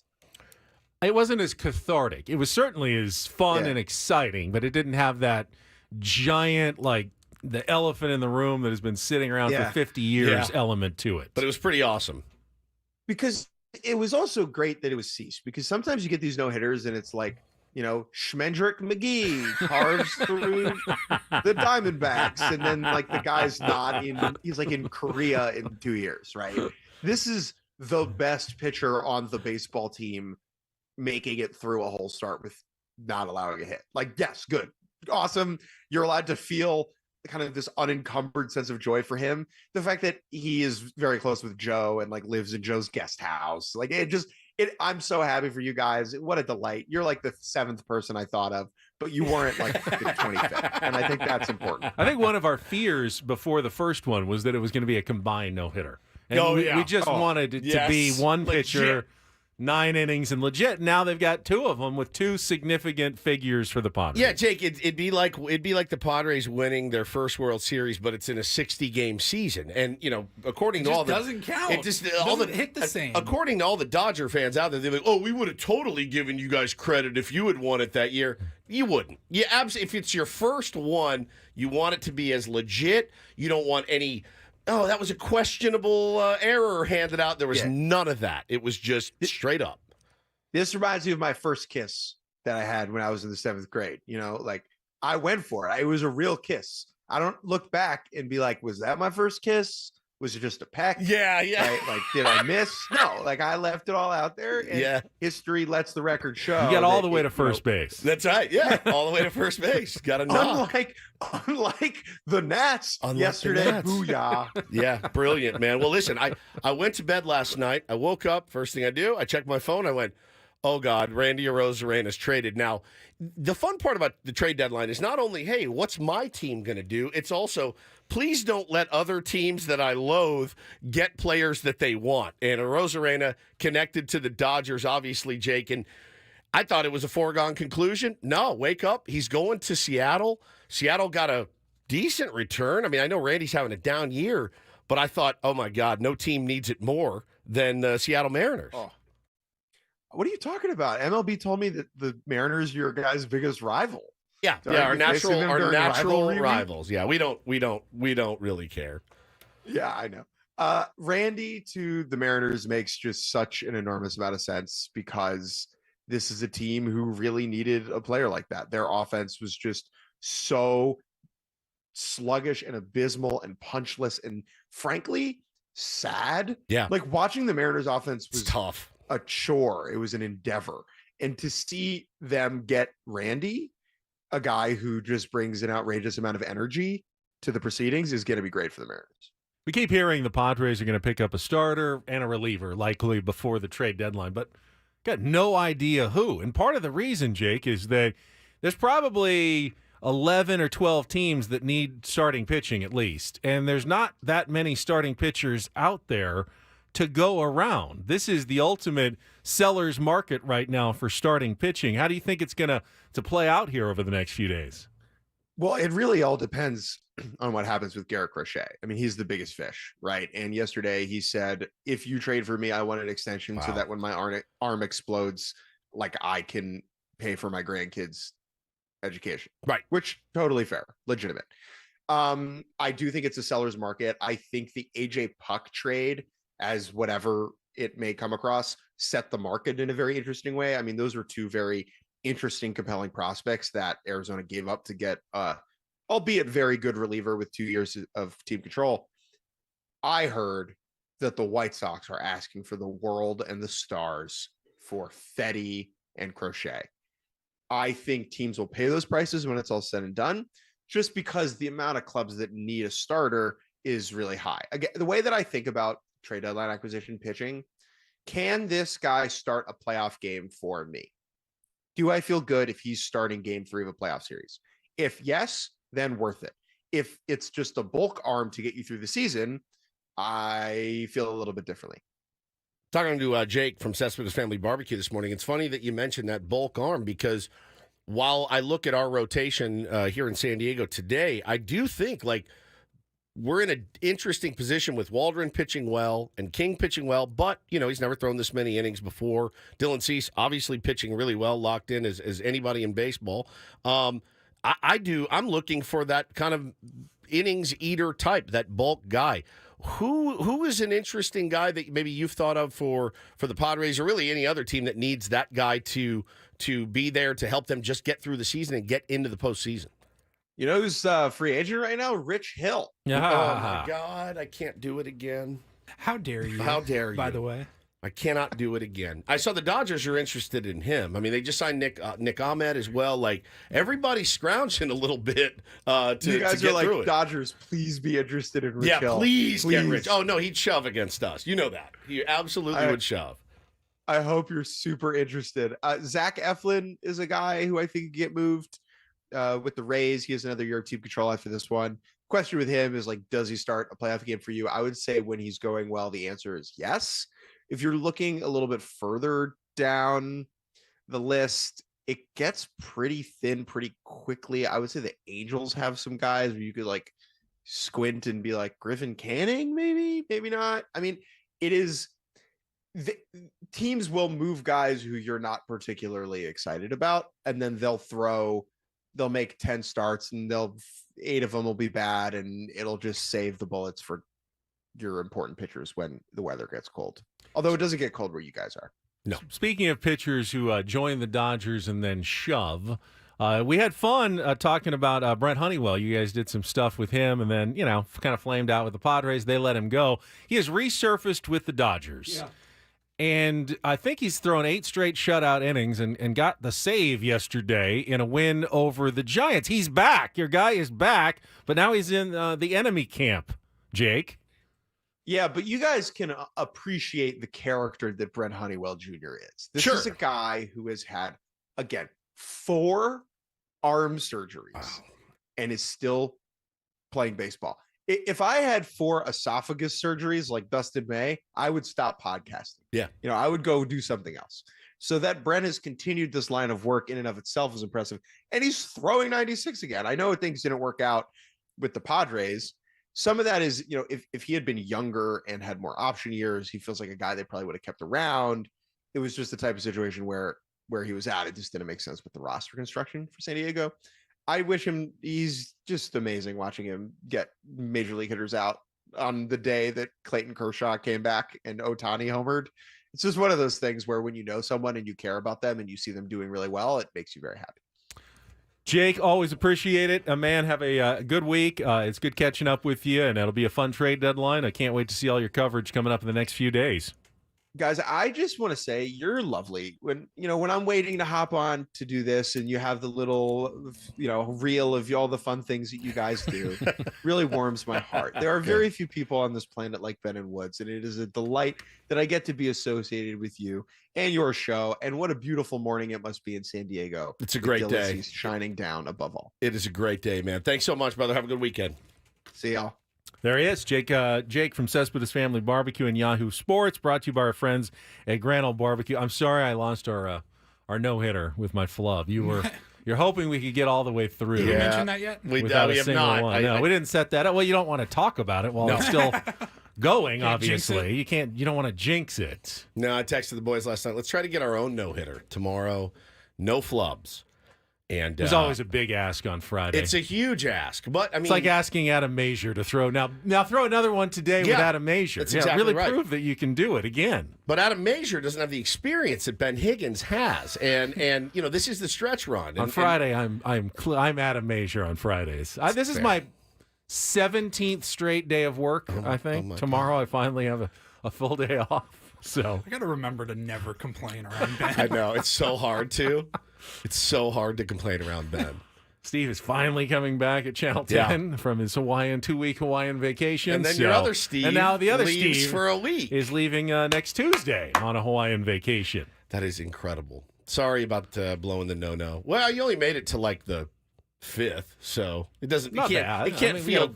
We got a one-hitter going still. Yeah, it can't feel too bad. No. I mean, you only get one guy on base. That's not terrible. Do we think that Mike Shildt, who's going to join us at 9 o'clock, going to be pretty aggressive with his bullpen today? Yeah. With Adam Major on the mound. I would imagine. I was trying to look up what has Adam Major done since we saw him last. According to Kevin Acee, he only has made one start. They kind of shut him down a little bit just to give him some rest and save up some innings. So he's pretty much the same pitcher. I mean, I'm sure they've worked with him a little bit that we saw last time, which isn't necessarily a great sign for today's game against a really, really good Baltimore Orioles team and a very dangerous lineup that he's going to be facing. I'd say one time through the lineup plus is all you're really hoping for. 3, maybe 4 innings, and you're good to go. Don't tempt fate after that. Yeah, I think that would be fantastic, man. And the Orioles right now, they've got Grayson Rodriguez on the bump tonight. He's a tall order for your offense. And you have Major going out. He has not pitched particularly well, but I will say, if there's any inkling of any hope, it's that the Marlins just went in and took 2 of 3 and damn near won the third one. The Orioles had to win it in extra innings. So listen, they're a little bit rattled right now. Craig Kimbrell blew the save. They had to go to their bullpen a little extra, so they're definitely not coming in at 100% full strength. They got to Baltimore well after the Padres did yesterday. I would imagine if things are going surprisingly well and Padres find a way to grab a lead, aggressive with the bullpen, you could probably get 2 innings out of Morejon. You could get extra outs out of Estrada and Suarez at the end. Go with your higher leverage guys. Matsui's been throwing well. And if it doesn't go well and you fall behind early, probably some Logan Gillespie and Enyel De Los Santos innings to eat up. 100%. Chew up. Stephen Kolak have a ball out there. Yeah, so you'll know how this game is going based on Mike Shildt's choice of bullpen guys in like the middle innings. You know how we sometimes the Padres will go and they'll face somebody that they've never seen before, and no Baltimore Oriole has ever seen Adam Major before. Ever. And we face them, we're like, geez, man, do we not have film of this guy? He's carving us up. I'd like to see it work in reverse order tonight. The Baltimore Orioles just flummoxed by Adam Major. Who is this kid? And where is this changeup coming from? And boy, that slider's biting. And let them look like morons for once. All right, we'll come back. Do we want to open some phones for Padres fans who want to talk about the no-hitter? You're good? No? Just keep talking about it ourselves? You've kind of have to. Well, I mean, now that you said it, I don't want to be the guy that's like, no. 833-288-0973. Ben and Woods back next here on 97.3 The Fan.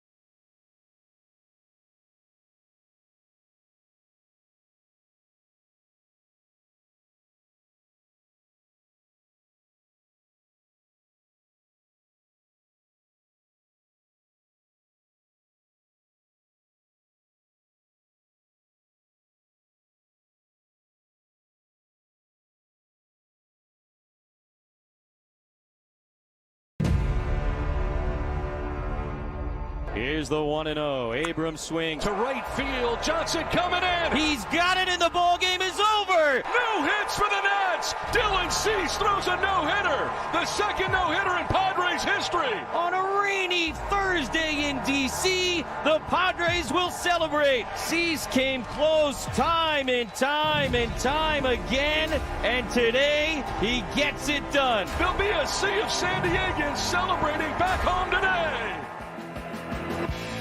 Woo! Halfway home on a Friday. Ben and Woods, 97.3 The Fan. Yeah, man, what an incredible, incredible day for Padres fans and, of course, for Dylan Cease. And really the entire team should be celebrating that. You can't get one of those without the help of your teammates. And they came through for him yesterday. Going to be talking to the skipper, Mike Shildt, in about an hour. What he was going through. That stomach got to be churning a little bit, thinking down the road. Yeah, I'm not surprised. But what a great week it's been, man, for the Padres. Now I'm a little concerned. I'll tell you why. I'm Woodsy. That's Paul Reindl, the executive producer. Ben Higgins, your friendly neighborhood sports anchor. Things have been going really well. Really well. It's been a great week. We've just been all victories all the time. What could there be to be concerned about? Well, I'm leaving Monday after the show, and I'm leaving for Hawaii for a week. And You're worried you're going to miss just an epic 20-game winning streak? No, I'd be so happy if they never lost the again. Home no-hitter against the Dodgers. The home no-hitter, yes, against the Dodgers, sure. I mean, back-to-back no-hitters, Johnny Vandermeer style for Dylan Cease. Can't believe you're going to miss that. I would love it, and I just want to. We have the Rally Roach in here today. Keep this in here. Oh, yeah. The Rally Roach stays. I brought it in. We had yesterday's Roach. Took it to a taxidermist and had it stuffed. And had wheels put on the bottom of it, apparently. So I brought this from home. This should stay here. I don't want to freak Annie out, but it's going to be sitting here. It's like 3 inches? This thing? Yeah. Life size. Yeah, it's big. Pretty much the same size as yesterday's Rally Roach. Who in our audience can make a little tiny Padres jersey for our Rally Roach? Yeah, just a little teeny tiny. Like a little tiny jersey. Like a little jersey. Like the ones people put their wiener dogs in? Yeah. It's a tiny little shirt for with like, I don't know, what are we going to name that Rally Roach? He's the Rally Roach. Rally Roach? Okay. Rally Roach. Doesn't need a name. Or is he the anti-Rally Roach? I mean, it really was the pitching yesterday, not a rally, that got the Padres to their victory. That's true.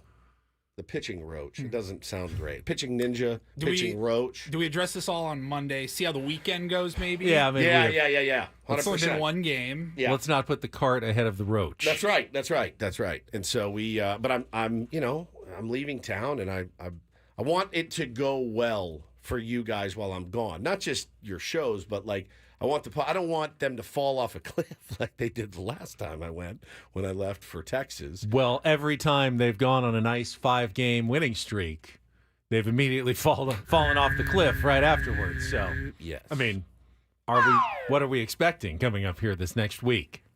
I mean, it's tough. It's tough row to hoe, right? With the Baltimore Orioles waiting for you in Baltimore right now. So we'll see. We'll see what happens. But I'll be here. I'll be here for the Orioles series, and we can break it all down on Monday. I'll have one more show, and then off to Kauai. Thanks for all the recommendations I've been getting too. I couldn't get to every recommendation if I had a month there.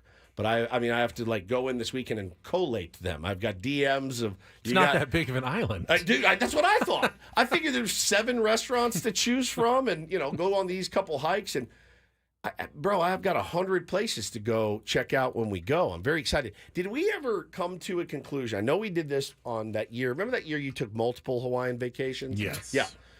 Did you ever wear Hawaiian shirts? Yeah. Did we ever? Oh, absolutely. You did. Yeah. Did we ever come to the conclusion of like they look at you and laugh, or we had these conversations? We had the conversation, but what was the verdict? That's what they wear too. Do they though? Yes, Locals. they do. Locals wear Hawaiian shirts. Okay, maybe a guy working at a hotel wears one.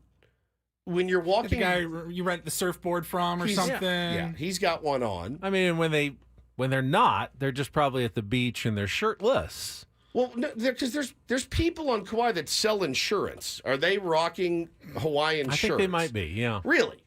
What are they putting on, a business suit? Not a suit, not in but just Hawaii. a normal collared shirt. Is it all Hawaiian shirts No, all the time? not all the time. Everyone has their lunch out of a coconut. I don't think they bat an eye when they see locals, guys shopping at the grocery store. Are in a you Hawaiian sure? shirt. Yeah, I think you're okay. Because you'll blend with the locals. So you go to a local coffee shop. Now, is the if barista you're wearing wearing? a lei, you're immediately marked as a tourist.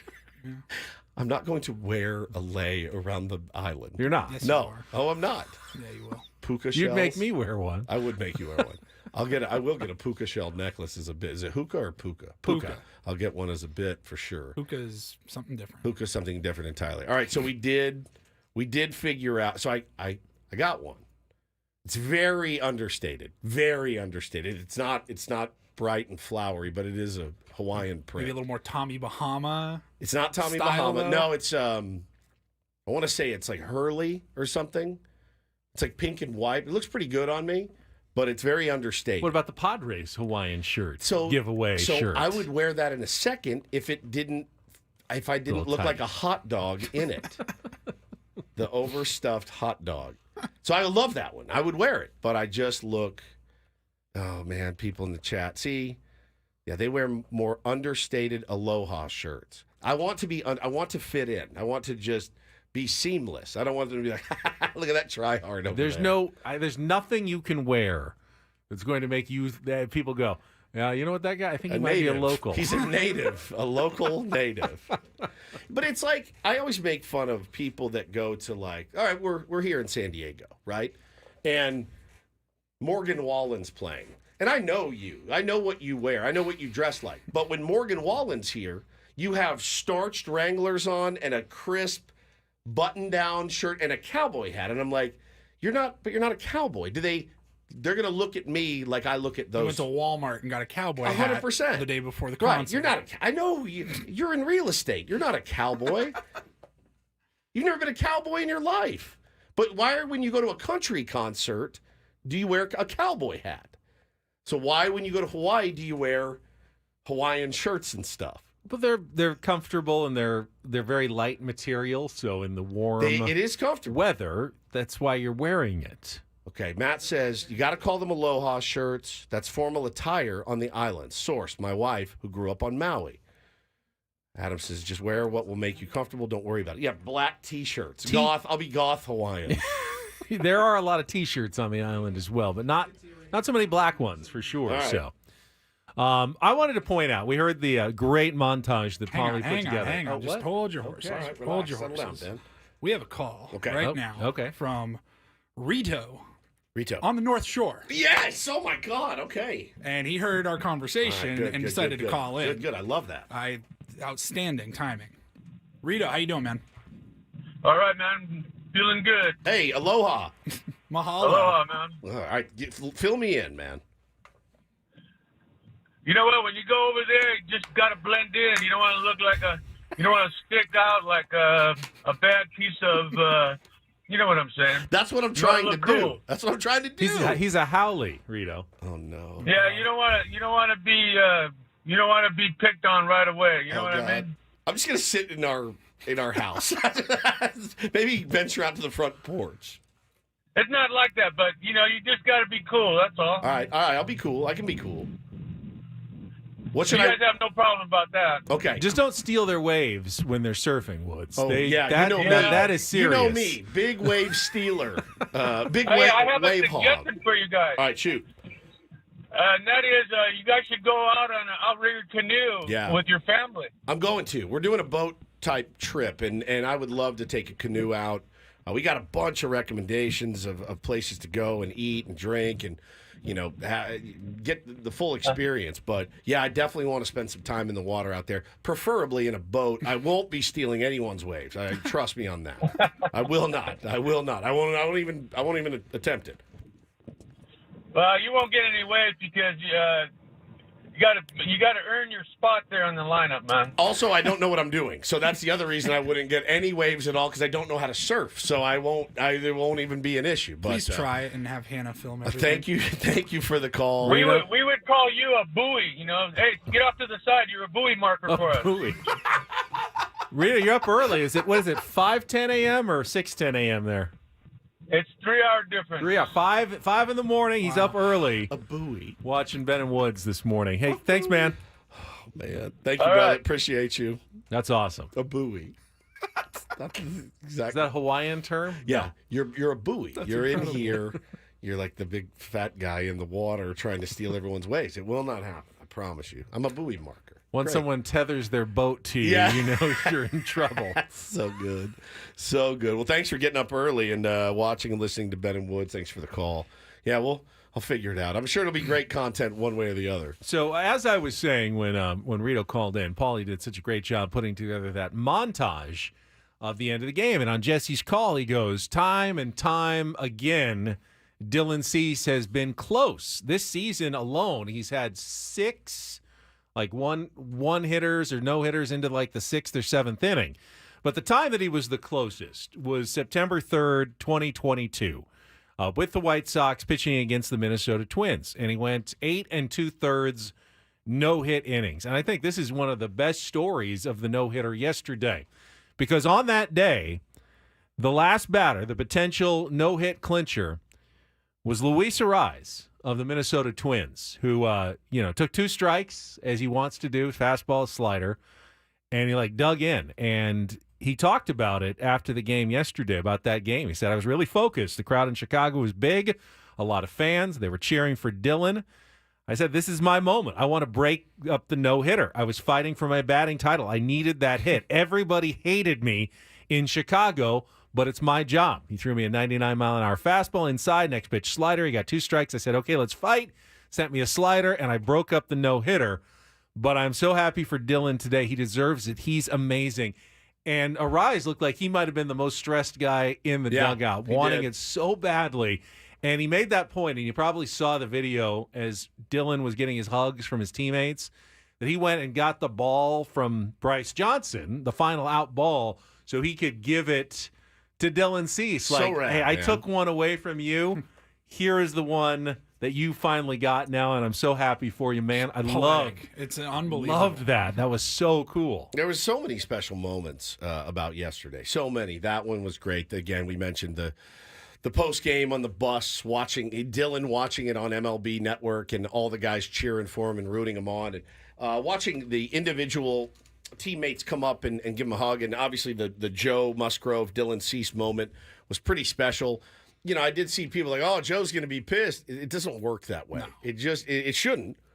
It shouldn't. And it definitely didn't look like Joe was anything other than ridiculously elated for Dylan Cease. That is a cool moment. Nobody wants to be like, oh, I was the only one and now I'm not. Who cares? Like, bro, your team just you got the sweep.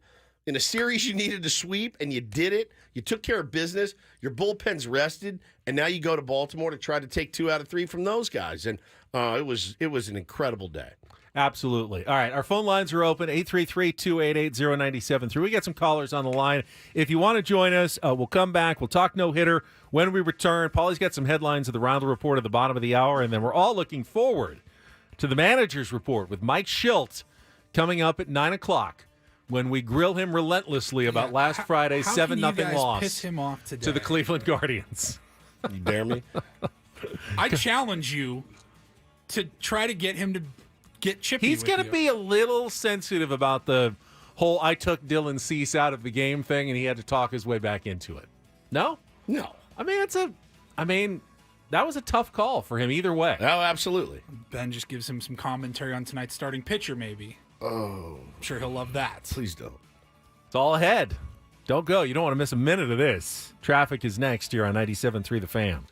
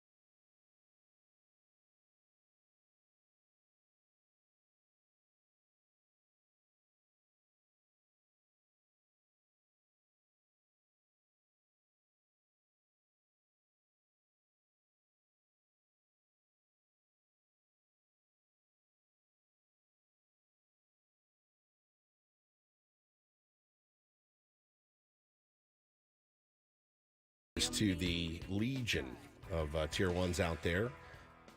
Your morning show here, Ben and Woods, we have failed to mention, it is Friday, we have failed to mention probably the biggest event going on in San Diego even once. That's ComicCon. Not probably. It's definitely the biggest event It's in San definitely Diego. the biggest event. And, One of the biggest events probably in the country right now. Yes, we have not mentioned it. Shout out to any Tier 1s listening in line for Hall H's latest panel or whatever's going on right now. Yeah, I mean, we went down last year. We did the bit in the suit, and you had your, what were you? Obi-Wan. I was Obi-Wan. Ben Kenobi, and we had a fun time down there. We did not make it down this year. Just a lot going on, but have a great time out there at Comic-Con. Be safe. It's much like, from what I've heard from people in the know, you know how they gave out all those prophylactics at the Olympics? I heard it gets a little squirrely at Comic-Con too. So, well, that is where Adam recognized our friend Jennifer Sturger. Yes. From behind. Yes. From about 60 yards Yeah, but away. 60 yards? Oh, that's her. Well, you can't even see her face. That's She's just wearing her yoga pants. That's just her derriere. That was a year ago at Comic-Con. Our own little Pete Rose. I mean, I Adam don't Kluge. I don't know how many of the Comic-Con visitors are Ben and Woods listeners at the same time, but we do have some out-of-towners. A lot. So No, a if lot. you're visiting, we absolutely welcome you to our fine little burg here in this corner of the country. Hopefully, Comic-Con will remain here for some time. I know there's been some questions about the future of Comic-Con in San Diego, and as you can imagine, hotels know, well, this is our Super Bowl, and so they raise rates as high as possible. Comic-Con's going, stop doing that to all of our Comic-Con, our great Comic-Con fans who come and have to pay $400 for a tiny hotel room while they're in San Diego. Stop, raising the rates while you're here. We need like a limit. If we want, we'll go somewhere else if hotels don't play nice while we're in town. And hotels are like, well, we want you to stay, but we also love charging as much as possible for 6-night minimum stay during Comic-Con, make a ton of money this week. So they're in those negotiations. I think it's definitely back. Johnny says they just agreed on a contract till 2026. But after that, it's in And then it's in question. So it's definitely 2 more years here, but then we're not sure if Comic-Con will return. I mean, it's like that thing that it's a poker game, right? And where you go, all right, well, I mean, enjoy Milwaukee, I guess. I don't know what to tell you. This is a really, really great place to have events like that. And you don't want to lose it. You'd hate to lose it, but you also don't want to just grab your ankles and anytime somebody threatens to leave, it just doesn't work that way. You got to call somebody's bluff from now and then. We did. Yeah, true. But you'd hate to lose it. You would absolutely hate to lose it. But yeah, man, it's a big poker game to be sure. But if you're down there, have a great time, enjoy yourselves. Should be pretty fun, I think, this year. They were kind of slow, transitioning from the COVID stuff to getting back to how it used to be. I remember we went last year and a bunch of people said, yeah, some of the studios are here, but a lot of them aren't. They're kind of just doing their own thing. And I mean, the new Deadpool and Wolverine movie comes out today. I'm sure Ryan Reynolds and Hugh Jackman are down there somewhere doing something. Ryan Reynolds, if you're in town and you're listening to this in an Uber, 833-288-0973. Blake is. We'll move you near the front of the line. We promise you won't have to wait on hold for more than a few minutes. No. You can bring Blake with you as well. That would be fine. Sure. I'll take Rob McElhaney. 100%, man. 100%. Yeah, there was a strike. The strike. That's what it was. Last year. Oh yeah. So the pandemic before that, then the strike. Then the strike, and so they're trying to get it together now. What's the? I'm so out of the. I mean, I'm still watching Sopranos again. You know what I mean? What's I'm the just hot property right now? What's the hot Feels stuff? like Marvel is kind of Deadpool right now. Deadpool and Wolverine is huge because it comes out today. So and everyone's down there dressed like Deadpool Wolverine or and Wolverine. Got the claws and they got the red suit you on. Haven't seen any of those, have you? No. If you were ever going to watch one of those types of movies, I saw Iron Man. Deadpool would be the one for you. Okay. Yeah, Ryan Reynolds. It's more. It's funnier and extremely cruder funny. and R-rateder than the normal Marvel fare. You would love it. All right, Bo would actually probably love it. Maybe it's true. Unfortunately, maybe I'll watch it on the plane. It's just called Deadpool. All right, the first so there's one. Deadpool, there's the 2. sequel, and then now there's Deadpool and Wolverine, which is the Together? the one that bringing two separate Marvel characters together. You should absolutely just watch the first one. Okay, Deadpool.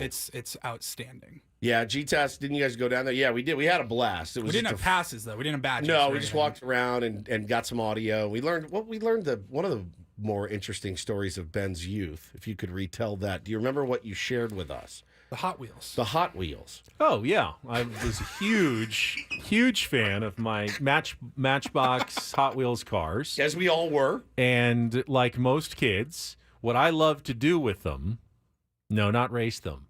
I like to park them. I would create parking lots with butcher paper. My mom would line the paper, and I would nicely center them in each of their spots. You know, sometimes they were the diagonal spaces, or sometimes they were the straight-in spaces. And I would park them all nice and neatly on a big giant piece of butcher paper. And then and just let them sit in their lot. And then that was it. Yeah. No, then, I also had that Hot Wheels car wash. I love to put them through the car wash to make sure they were clean. Car wash is pretty badass, actually. You actually put real water in it, and it would squirt the water as it went through. Oh my God. The other day walked in. Taylor was on the ground with he's got like a netting sack. It's like a sack. It's like a net that you pull the deal and it closes. And he dumped it all out. And immediately when they dump out a giant bag of things, you go, and I had to talk myself down from the ledge because they just take it. You're like,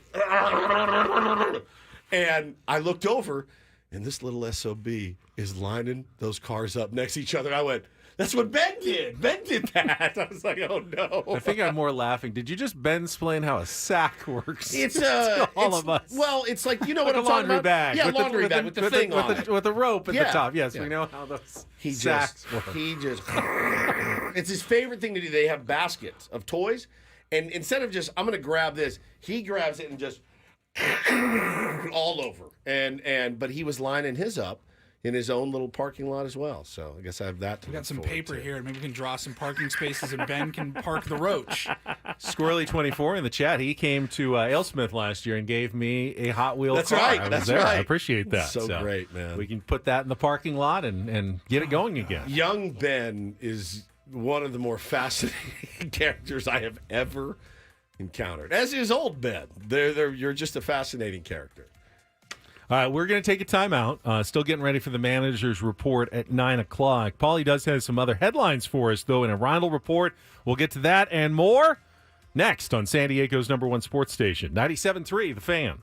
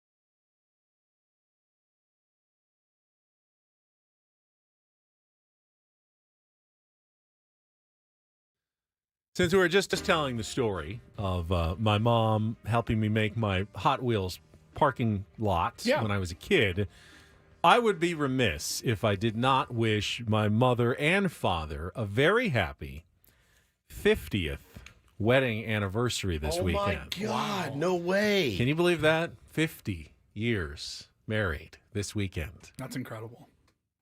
That is astounding. She's so sweet. She DM'd me last night asking how my mom's doing. Just an incredible couple.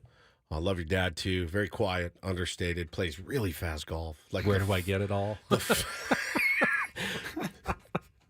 The world's fastest golfer.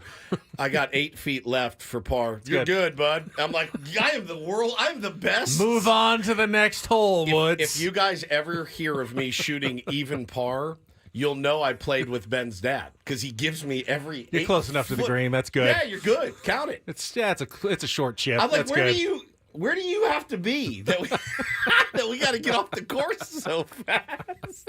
That dude, bro. If you do one practice swing around him, you watch him like visibly lose his mind. It's the greatest, and your mom is just an angel. So happy anniversary to both of you guys. 50, pretty amazing years. 50.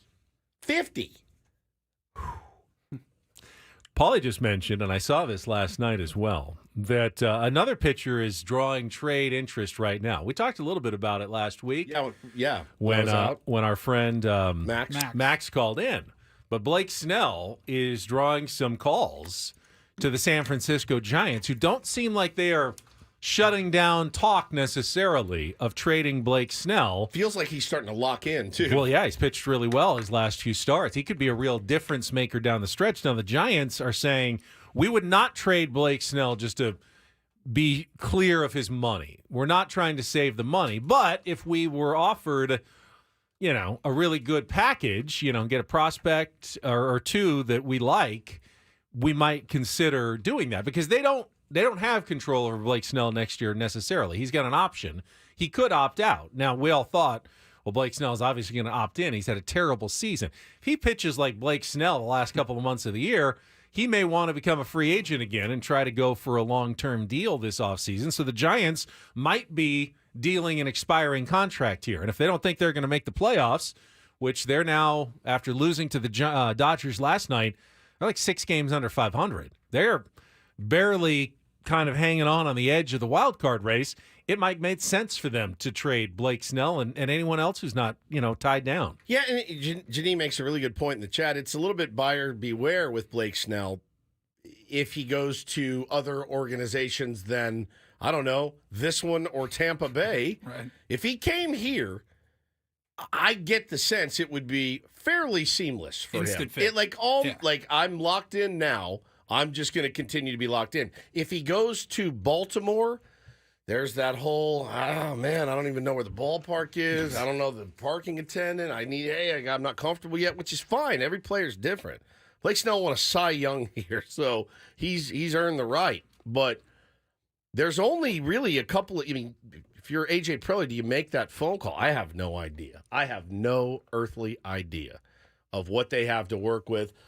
What the Giants would be interested Acquire him, assuming he'll probably opt out if he stays hot and finishes the year on a roll. Could I interest the Giants in an Eggy Rosario? I mean, it's not a Tariq Skubal or a Garrett Crochet cost. There's the higher cost just of his contract right now. He's a rental, technically. So you're not spending as much prospect capital. Now, can the Padres get him and still stay under the luxury tax level? What's his I have no idea. What's his prorated? At this point, $10 million?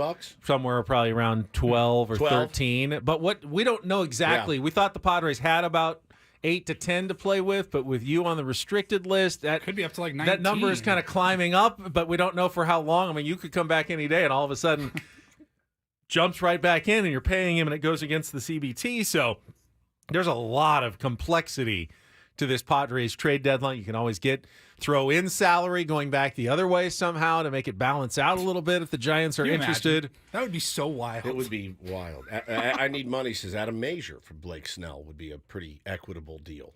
You'd pull the trigger on that. You'd actually be surprised. Would pack his but bags. I would think that Adam Major was one of the Padres' top pitching prospects and may end up being a really solid major league pitcher that's controllable for 6 years. Yeah.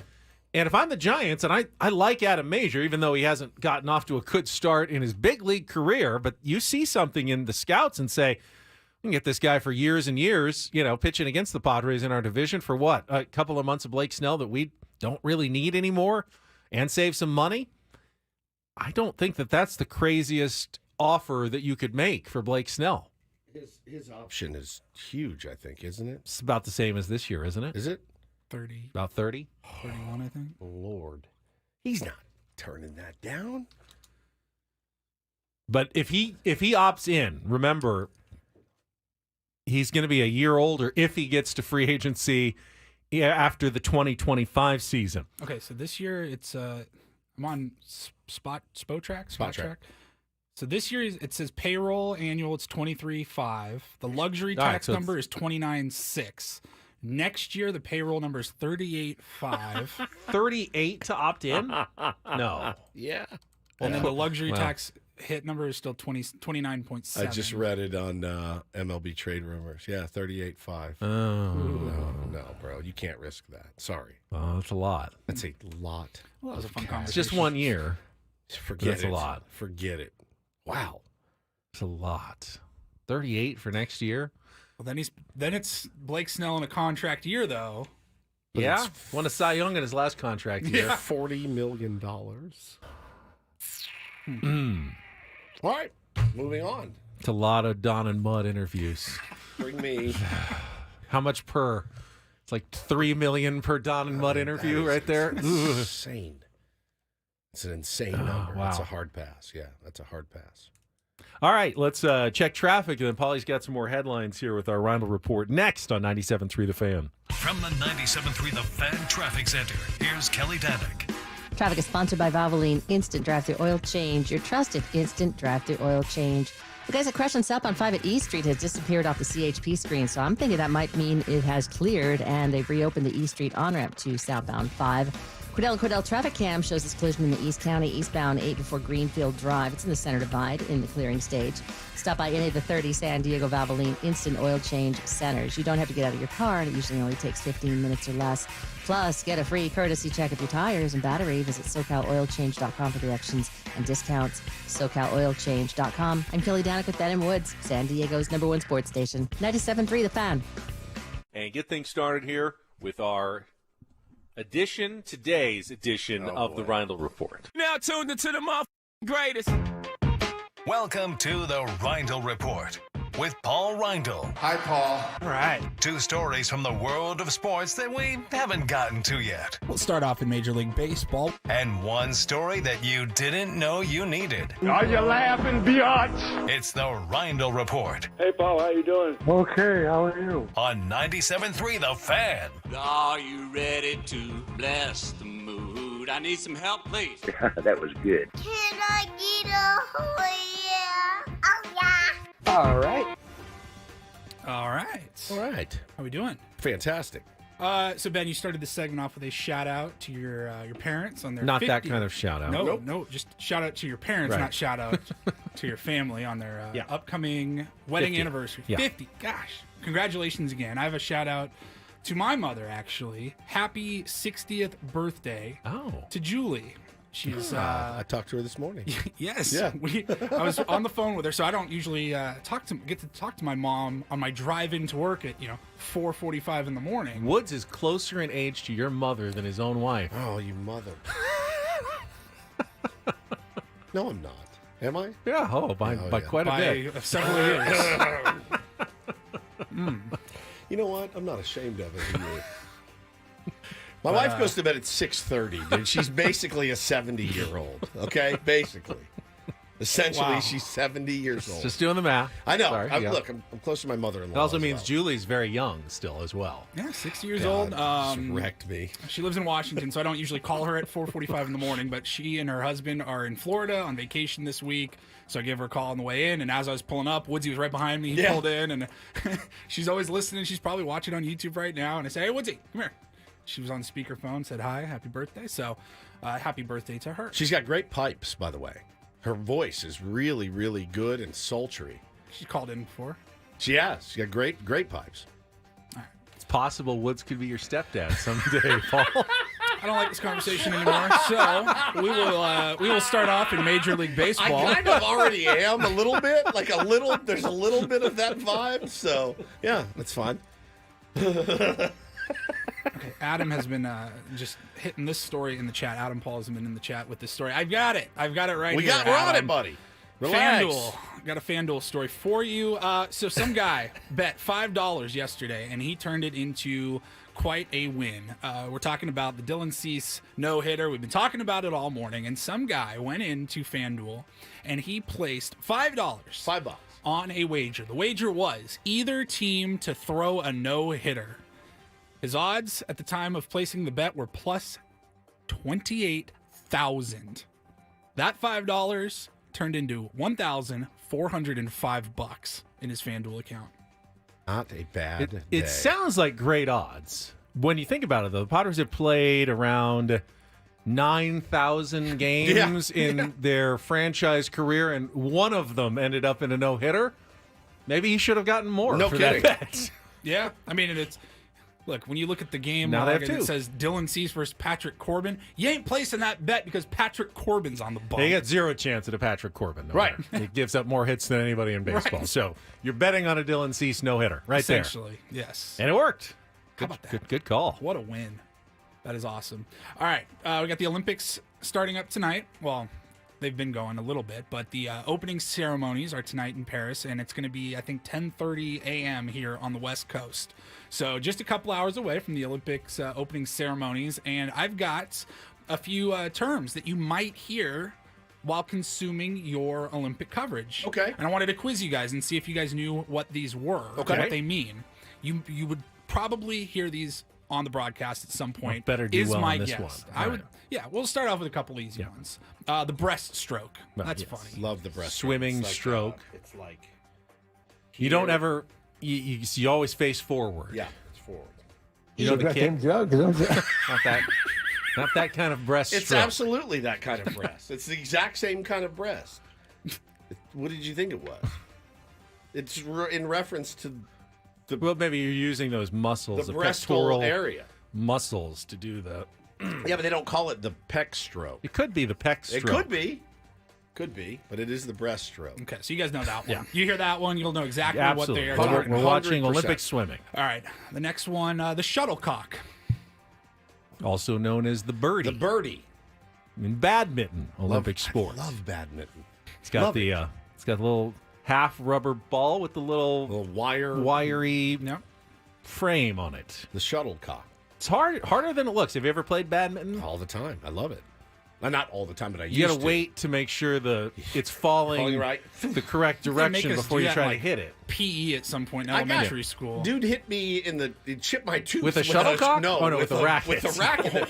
They're so thin. Yeah, just a little tiny thin wire around it. Yeah, the guy reaches back and whacks me like in 6th grade. But you hit the wiry part, it doesn't work. You got got to hit the little rubber ball part. Chipped my tooth. Ouch. Yeah. All right, well, you guys knew those two. Okay.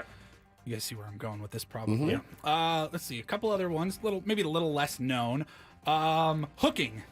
Hooking. That's it's a penalty in hockey, but I don't think there's No hockey. No summer hockey in the Summer games. There's hooker as a position in rugby. They had rugby sevens. We lost to Australia in the quarterfinals yesterday. I was watching that match. The left and right hookers. No good. In rugby. I guess our hookers didn't play well enough. It happens. Hooking. It's a weightlifting term. Oh. It's known as a hook grip. It's when... You went with hooking instead of the clean and jerk. I'm surprised. That was my next one. Wow. Was it? Oh, no. The hooking is when a lifter covers their thumb with the other fingers when they grip the bar. Like that? Like, yeah. Yeah. That doesn't feel comfortable. It's like you could break your thumb that way. Ouch. Yes, we have the clean and jerk. Yeah. I'm proficient. I'm not really a free Big weightlifter over there? weightlifter myself for the most part. Maybe know- just buys and tries when I'm working out. That's it. But otherwise, I'm kind of more on the machines. Oh, you like the machine? Yeah. Like the Nautilus? Yeah. Yeah. I mix it up. You might hear clean and jerk on a broadcast if you're Absolutely. watching some Olympic weightlifting. It's not an easy lift to do. There's a proper form. Looks like you can really wrench your back. All kinds of Do stuff. it wrong. Dude. Does not look good. All kinds of stuff. And the last one here is snatch. That's also a weightlifting term. Oh, weightlifting terms. Winner. Yes. Yeah. You know what it is? Like it's on the ground, barbell's on the ground, and you pick it up and ground to overhead in one smooth overhead. motion. Snatch. What's going on with these weightlifters and their terminologies? That is really, really. And like, is the commentator like, man, that guy has the best snatch I've ever seen, ever. What a snatch! What a snatch that was. Yeah. Well, I'm excited. I'm more excited for the Olympics now than I was 5 minutes ago. All right, and finally, I'll we tell you only got 2 minutes here, so we'll go quickly. But Southwest Airlines, I'm sure everybody has flown Southwest at some point. Usually, one of the more affordable options. You get the 2 free bags, and they have been known for their open seating policy. It depends on your Greyhound of the sky. Yeah, depends on your boarding section and your group and all of that. But that looks like it may be changing. Southwest is going to be doing assigned seating. Good. Here coming up soon, and then they also announced that they're going to be starting to do red-eye flights. That's something that they don't typically do. So you may be able to get a cheaper Southwest flight, and if you wanted to take that red-eye option and get wherever you're going early, that will now be a thing. They're looking at mid-February of next year starting the red-eye flights. I don't know when they will start enacting the assigned seating policies. I am unhappy about this change. And it's fairly clear to me the difference. If you are a organized, responsible person, that's false. Set your alarm at 24 hours to check in. False. You're going to get at least an upper B. No, you'll get an upper B. That's BS. You time it. You got to wait 1 beat after the second hits, and then you check in, and you're going to get either a high A or a low B. That's false. Well, it's sometimes when you've got a connecting flight and it's already full with other people who have gotten on board, it's not as good. But if you're leaving from San Diego, usually that's the origination, and you go for 24 hours exactly, you're pretty on par. Now, if you're someone who forgets about it and checks in like 7 hours before your flight, Southwest is not for you. Well, now it will be. I can't stand it. I never have liked it. Also, you're more prone to hear bits from the flight attendants on Southwest than anywhere else. And Yes. I really don't want... Oh, I like the bits. I laughed out loud once. God, you would. In the sudden case of cabin depressurization, oxygen mask will drop from the ceiling. Insert a quarter, put over your nose and mouth, and begin to breathe freely. I thought that was funny. It's not even funny. It was funny. Like you have to pay for the oxygen. They don't take themselves seriously. You should like that, Woods. It's an airline. I want them to take themselves seriously. It's air travel. Mike Shildt is coming up next with the manager's report on 97.3 The Fan.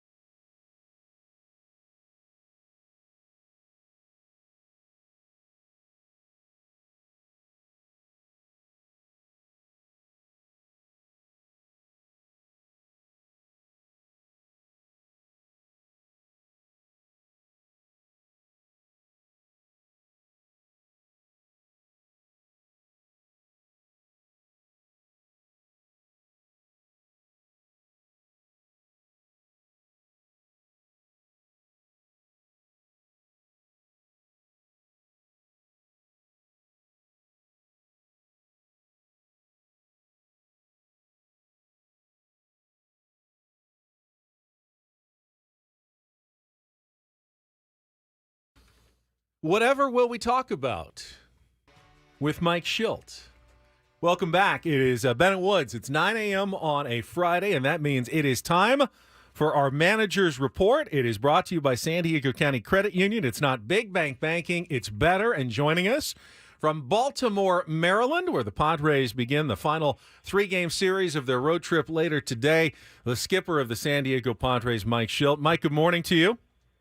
Good morning, gentlemen. How you doing? We're good. That was a lot of fun yesterday. And before we get into Dylan Cease's amazing performance and the team behind him, fantastic.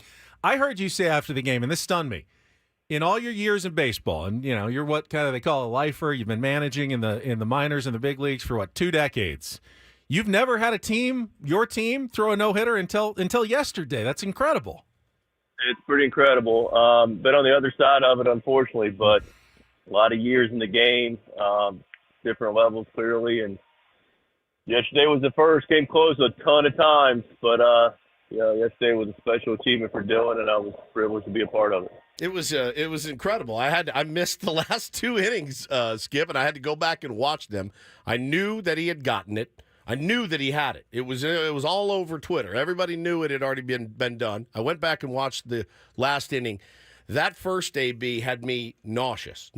I can't even imagine what you were going through in that first AB of the 9th inning. Yeah, I mean, at that point we're in, but we got to be mindful of the workload, which I'm sure we'll get to later. But man, Vargas is a tough at bat. I've known Vargas, the kid that took the bat to start the 9th since rookie ball. He's always been a bat-to-ball guy, tough at bat, and a good competitor. And he knew he was going to put together a good at bat, and he did. Threw together a really long at bat on him, and then Dylan made a nasty pitch to get him to kind of check swing that ground ball to bogey. So, and then 3 pitches later it was over. Obviously, we've seen some really good stretches from Dylan Cease this season, but I don't think it can be repeated enough. The last 3 starts, I mean, historic. What are you seeing? I mean, 2 hits in 22 innings? That's unheard of. Mike, what are you seeing from Dylan Cease? I mean, just anything different? Obviously, he's always got good stuff. What's different about these last 3?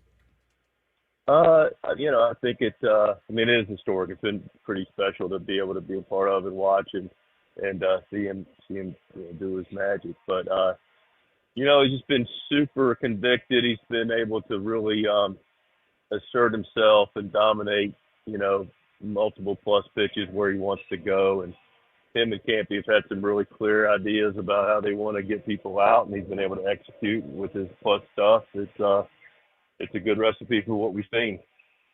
And you're talking about conviction here. We got a chance, to interview Dylan Cease.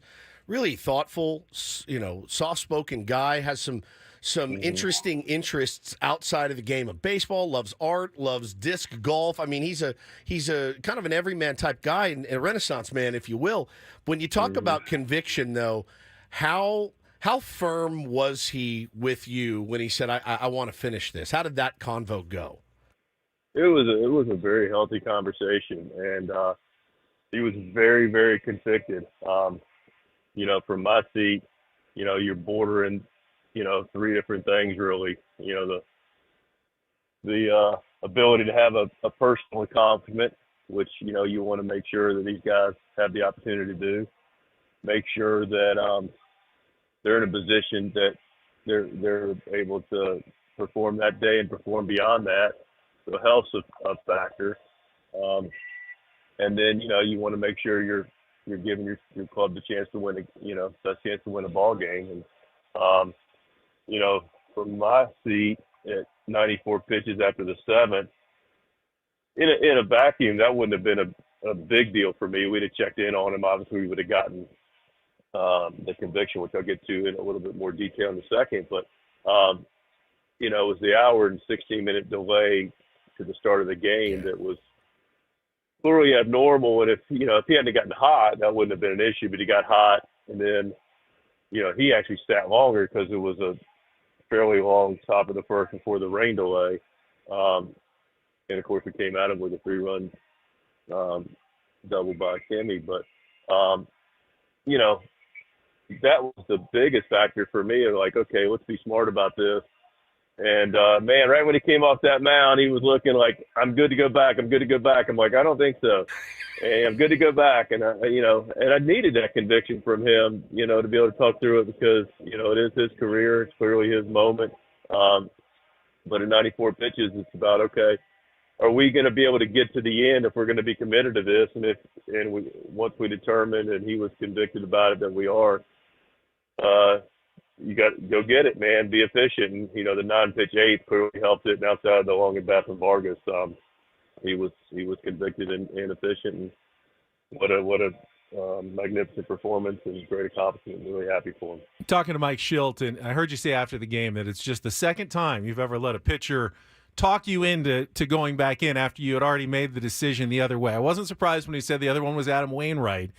But I want you to speak on leadership there, because I know there are some people who would say that, waffling or changing your mind is not the sign of a good leader. I kind of think the opposite, like having the ability to change your mind and listen to the guys is actually the most important part of leadership. And how do you kind of view that? First of all, if you're going to be in any leadership position, you're going to get criticized either way, and you accept that. I personally believe, conviction of leadership is clearly a sign of a good leader, but I don't think it's blind conviction. I've got a personal mantra. I'm really comfortable with what I don't know. I'm really convicted with what I do know, and I also am willing to be open-minded in situations that I'm convicted about to change my mind if things present themselves.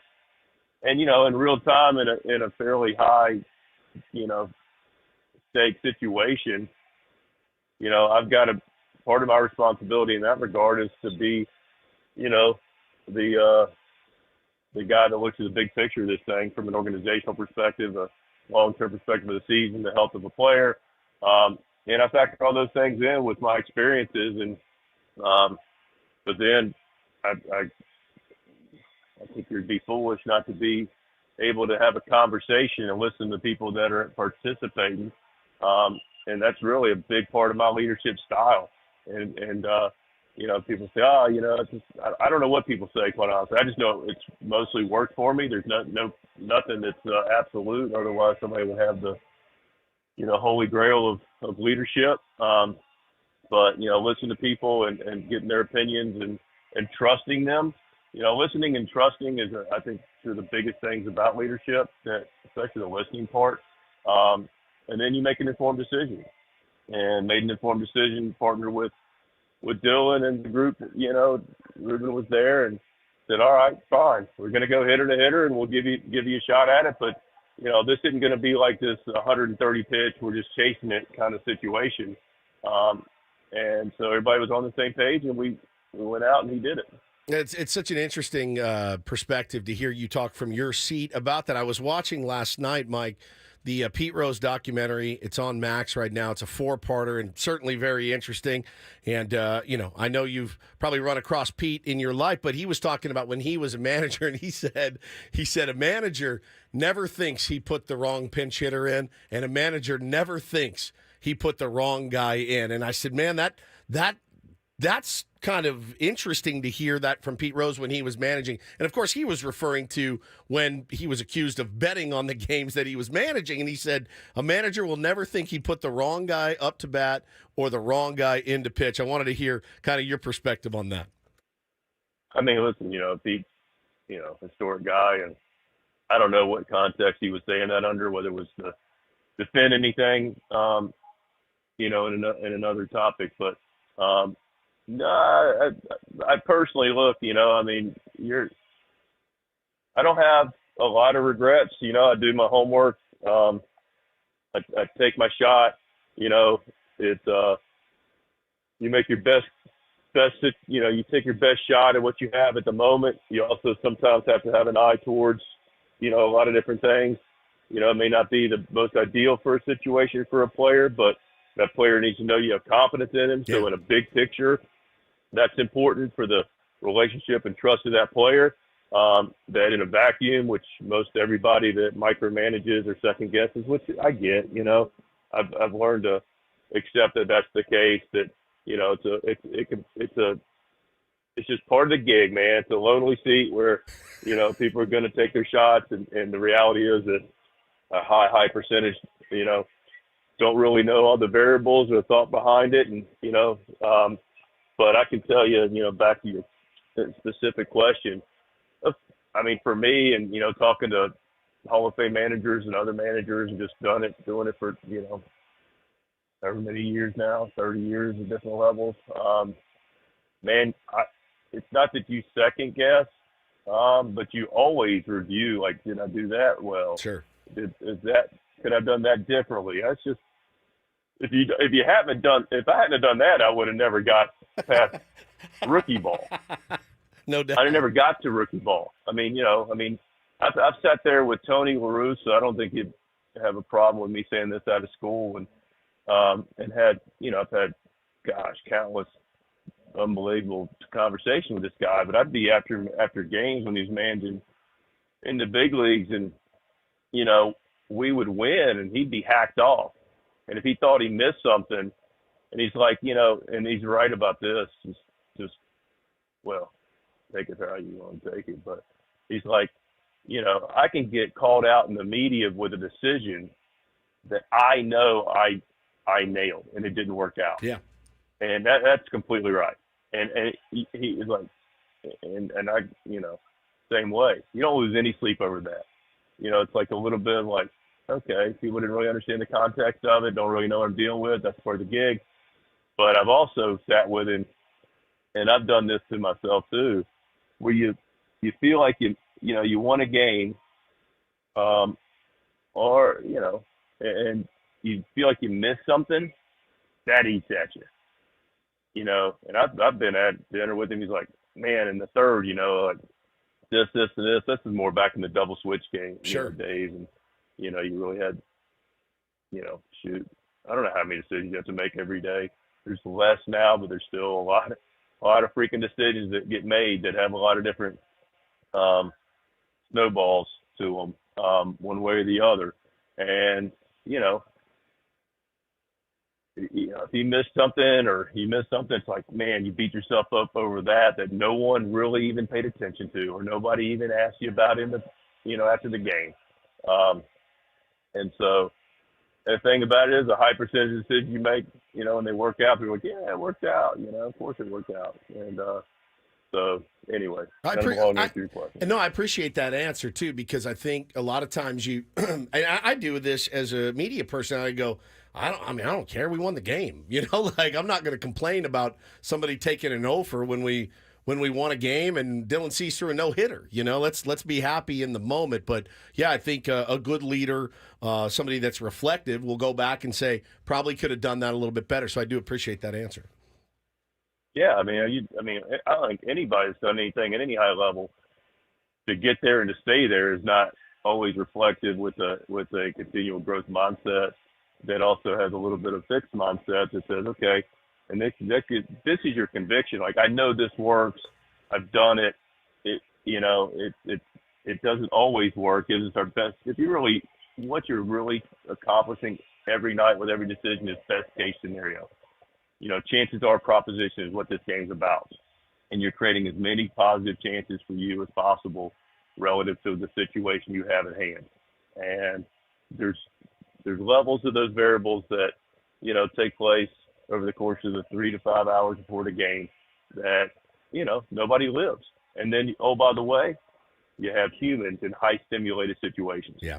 And, I was talking to A.J. Ellis about this, and it gets really easy to look and sit down like, why ain't he doing that? Why did he say that? Why ain't he doing that?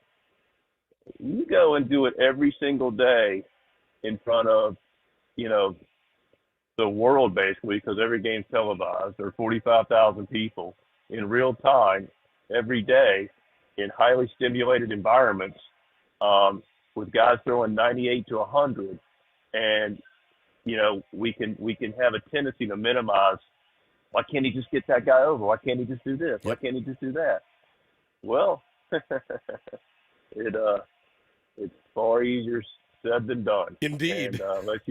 And unless you've done it or seen it or managed it, but again, we also recognize we do work in the public setting, and there are things that come with it, and we can't alibi it. We can just share our thoughts.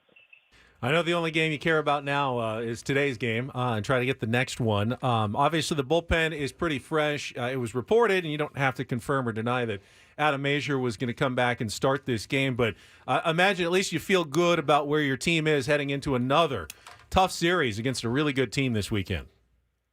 Yeah, club's playing well, and we're doing the things that require you to win games. We're getting the starting pitching.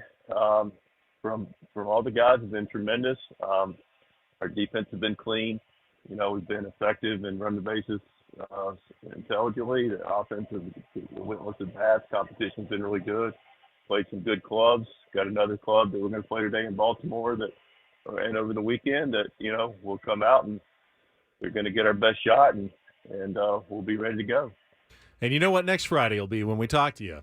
Talk about everything AJ has done this week because he's always one of the most active GMs around the trade deadline. So imagine there's going to be at least a couple of moves before we talk to you again. So good luck. Good luck against the Dodgers when you get home, and we'll talk to you next Friday. All right, we'll see you guys. Appreciate it. There he is, Mike Shildt, manager of the San Diego Padres. Our manager's report brought to you by San Diego County Credit Union. It's not big bank banking. It is better. Love that. I love that answer, man. I love that answer a lot. It was a little bit of a long answer, but I really enjoyed it. And I know there's people in the chat wanted updates on Tatis and Musgrove. There's no new news right there. Nothing. Joe is not going to be back at least until next month. Has been progressing, and Tatis is the same. We know he's doing light baseball activity, probably a few weeks, and hopefully he can come back. I don't think that was the best way to spend our limited time with Mike Shildt. If there's new news next week, we will certainly bring it to you. You can listen to the pregame show. Sammy will have you covered later today, I'm sure, if anything develops. Well, I mean, and based on what's happened already in baseball with the Rosarena going to the Mariners, A.J. Puck going from the Marlins to the Diamondbacks, who actually everyone's kind of saying that's a pretty good return for what's the new kid's name in Miami? I can't remember. Oh, the GM? Yeah, the GM, the one that AJ fleeced for a rise. He had a nice Peter something. He had a Peter Bendix. Yeah. Bendix, yeah. He had a nice little bounce back yesterday with his trade of AJ Puck. I believe he got some really nice prospects from the Diamondbacks. So, but the Diamondbacks have now fortified part of their bullpen as well. So, everybody get your Jeff Passan notifications on, and we are off and running. All right, we will come back. Trade rumors, anything else, more Padres talk on the way. And we've got one more pair of Sebastian Maniscalco tickets to give away coming up in our next segment after traffic here on 97.3 The Fan.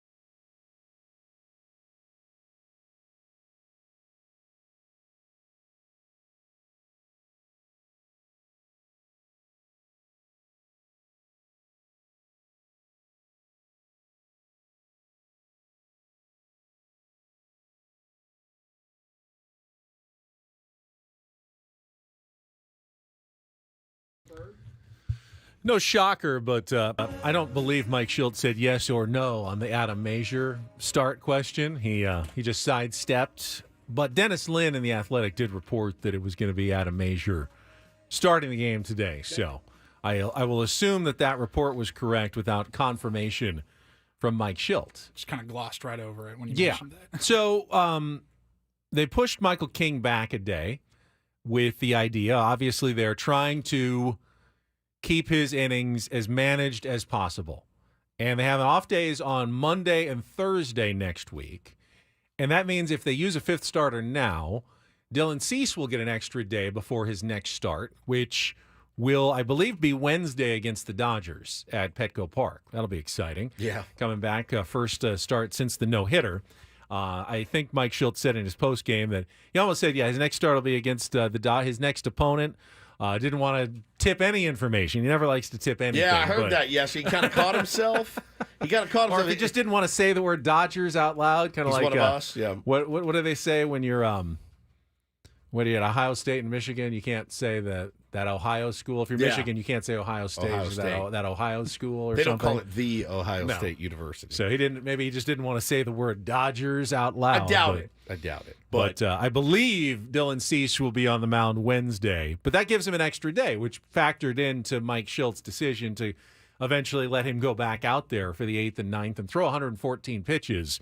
Now, if they needed him like 3 more starts in a row on 4 days rest, might have been a different story for Dylan Cease yesterday. But with that extra off day, extra day of rest, Mike Shildt was convinced to send him back out there. And it was an interesting conversation with Mike Shildt. Yeah, very, very interesting. But no, I mean, tonight, I don't want to be defeatist guy, but I mean, you look at the matchup and you go, okay, well, it doesn't tip the scales in our favor. It just doesn't. And that's just the nature of what we have. But hey, man, one thing we do know, anything can happen, and with a very, very rested bullpen, thank you to all the starters, you can be a little bit more aggressive. I'll be honest.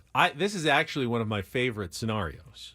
When your team is going well and they've won 5 games in a row, it almost feels like a no-lose situation. If they don't pitch well, they lose. It's all right, fine. We got all our good pitchers coming up now, and it can be one and done. If you do happen to catch lightning in a bottle and you win this one, that's how double-digit winning streaks are born. When you win the game that you're not expected to win. Now, I hate it when you've lost like 4 in a row and all of a sudden, okay, now we're throwing a bullpen day or an Adam Major day, and we need a stopper coming in, not someone that we're kind of crossing our fingers. But today, it's kind of the no-lose situation a little bit. You're more nervous when Dylan Cease is going against Patrick Corbin, and you go, don't lose this one. This is like, you should be heavily favored in this game. So you're telling me right now somewhere in Baltimore, there's 2 radio hosts going, this is a trap game, everybody. Adam Major, this kid has got a 7 ERA, and he's going up against Grayson tonight, and oh my God, I'll tell you exactly what they're saying. What is going on with Lamar Jackson at Ravens training camp right now? He only practiced for an hour, and he had to come off the field. You said Bravens again, by the way. I like that you just... They're not talking about the Orioles at all. I like that you just Bengals, Browns, Bravens. The Bravens. The Baltimore Ravens. Bravens. Fine, 2-hitter today instead of the 1-hitter that we were working on. Call the Chargers La Chargers now. It's crazy. Yeah, all the training camps are underway. So Orioles talk is now on the back burner, if it's on any burners at all in Baltimore. They do it at 9:45. Like, oh, by the way, Orioles back in action tonight. First place ahead of the Yankees. Yeah. Make sure you check out the game later today. I'm taking on some team from California. I do wonder, though. If they are... If they're also, they're having a really good year, but I mean, they're still trying to win a division. And if they are doing the thing that we do when we go, oh God, Cease against Corbin, oh my God, you can't lose this game. You cannot. And they're going, oh God, it's Grayson. We just lost 2 or 3 to the Marlins, right? And almost lost the 3rd one. We got Grayson on the bump tonight, and we're going against some guy named Adam Major with a 7 ERA. Oh, boy, this feels like a classic Orioles trap game, right? I would be fascinated to know. They're 3-3 since the break. They lost 5 of 6 going into the break, including getting swept by the Cubs. And really, they haven't taken advantage of the Yankees' struggles the way that they could. The Yankees, who have had like the worst record in baseball. Kind of like for the last we didn't month. take advantage Yeah, of the Dodgers struggles before the break. Because when you look at the standings, you'll see that even though Baltimore is ahead, they're only up by 2 games. Like, I'd be worried if I was an Orioles fan. What if the Yankees flip the switch back again and turn into the team they were back, in May, when they looked like they might be one of the great Yankees teams of all time? And now all of a sudden they're just 2 games behind. They're still looming in the rearview mirror.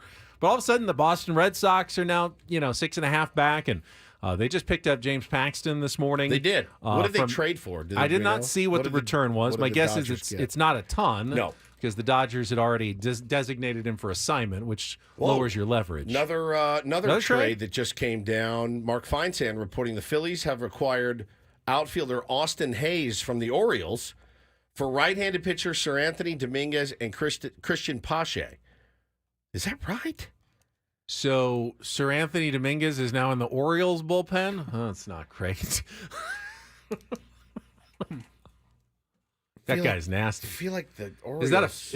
That's a weird trade. 2 first-place teams trading with each other. Is that right? I know that the Orioles have an unbelievable glut of outfielders. They do. I mean, Cedric Mullins comes off their bench. They've got plenty of guys, prospects. Mark Feinsand reporting, man. Yeah. So they're looking to bolster their bullpen, while the Phillies are looking to. They've had some injuries, obviously. Trading Pache, who's an outfielder, for Austin Hayes. I don't know what his numbers are. That just came across my feed. They must be decent if they're willing to give up Sir Anthony Dominguez. Wow. Austin Hayes is hitting .255 with 3 homers. All right. I feel like the Phillies just got fleeced a little bit. Initial reaction without knowing, how's Sir Anthony playing this year? Is he pitching well? This is all impromptu, so we can kind of. Why don't we take a break? We'll look up some of the numbers and see some of the quick analysis and reaction. But 4.75 ERA, not great this year. But he was a a key cog for them in their playoff runs the last couple of years. Wow! All right, the hot stove is heating. Trade up. Deadline may not be until Tuesday, but it seems like it's going to be a very active weekend here in Major League Baseball. Keep it right here. We'll have all the updates. Sammy will have them all weekend long, every Padres pre- and post-game show. Right now, we got another pair of tickets to give away. Sebastian Maniscalco coming to Viejas Arena on August 16th. You can see the comedian live by calling right now, 833-288-0973. Fourth caller wins a pair of tickets, or get your own tickets at Ticketmaster.com. 833-288-0973 for Sebastian Maniscalco at Viejas Arena on August 16th. Final segment of Bennett Woods of the week coming up next here on 97.3 The Fan.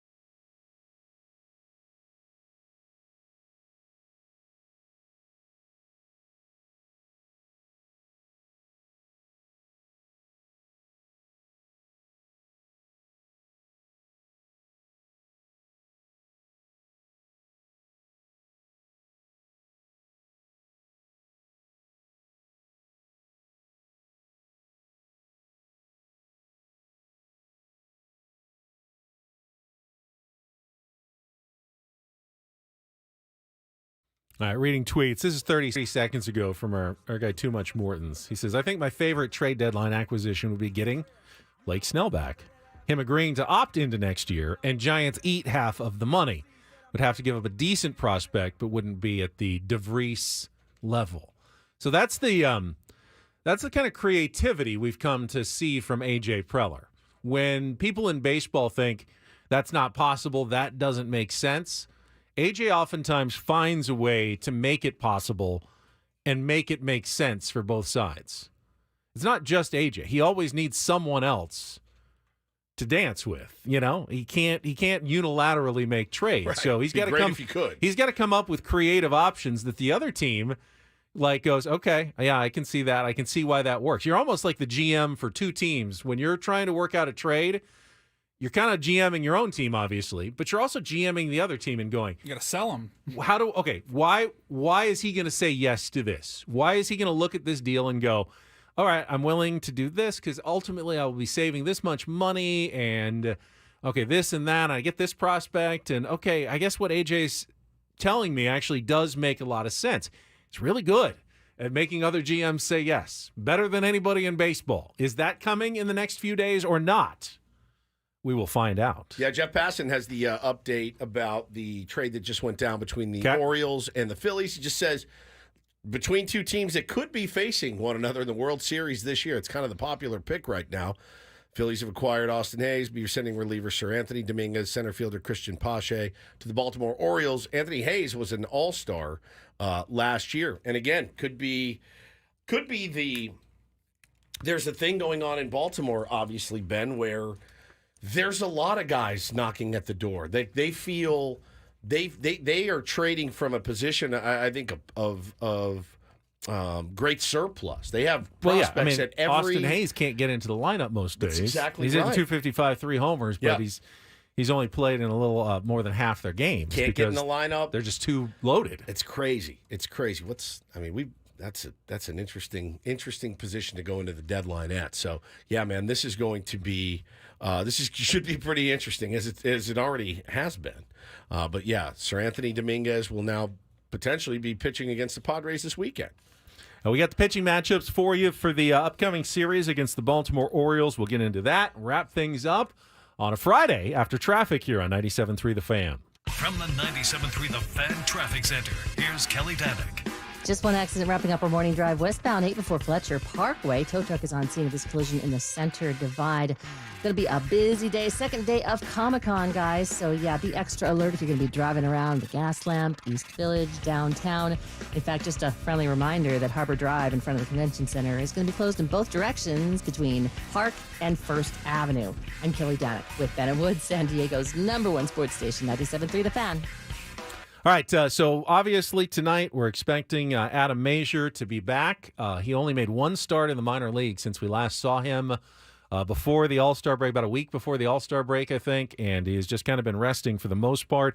1-3 with the old 7.84 ERA. Hey, probably can only go down from there. That's right. I hope. Hopefully. Against Grayson Rodriguez, who is one of the very solid starters for the Baltimore Orioles, 12-4, 3.83 ERA, so advantage Orioles in Game 1, at least pitching-wise. Tomorrow, Michael King getting an extra day of rest as they try to manage his innings, 8-6, 3.28 ERA. Dean Kramer, 4-6, 4.43 ERA.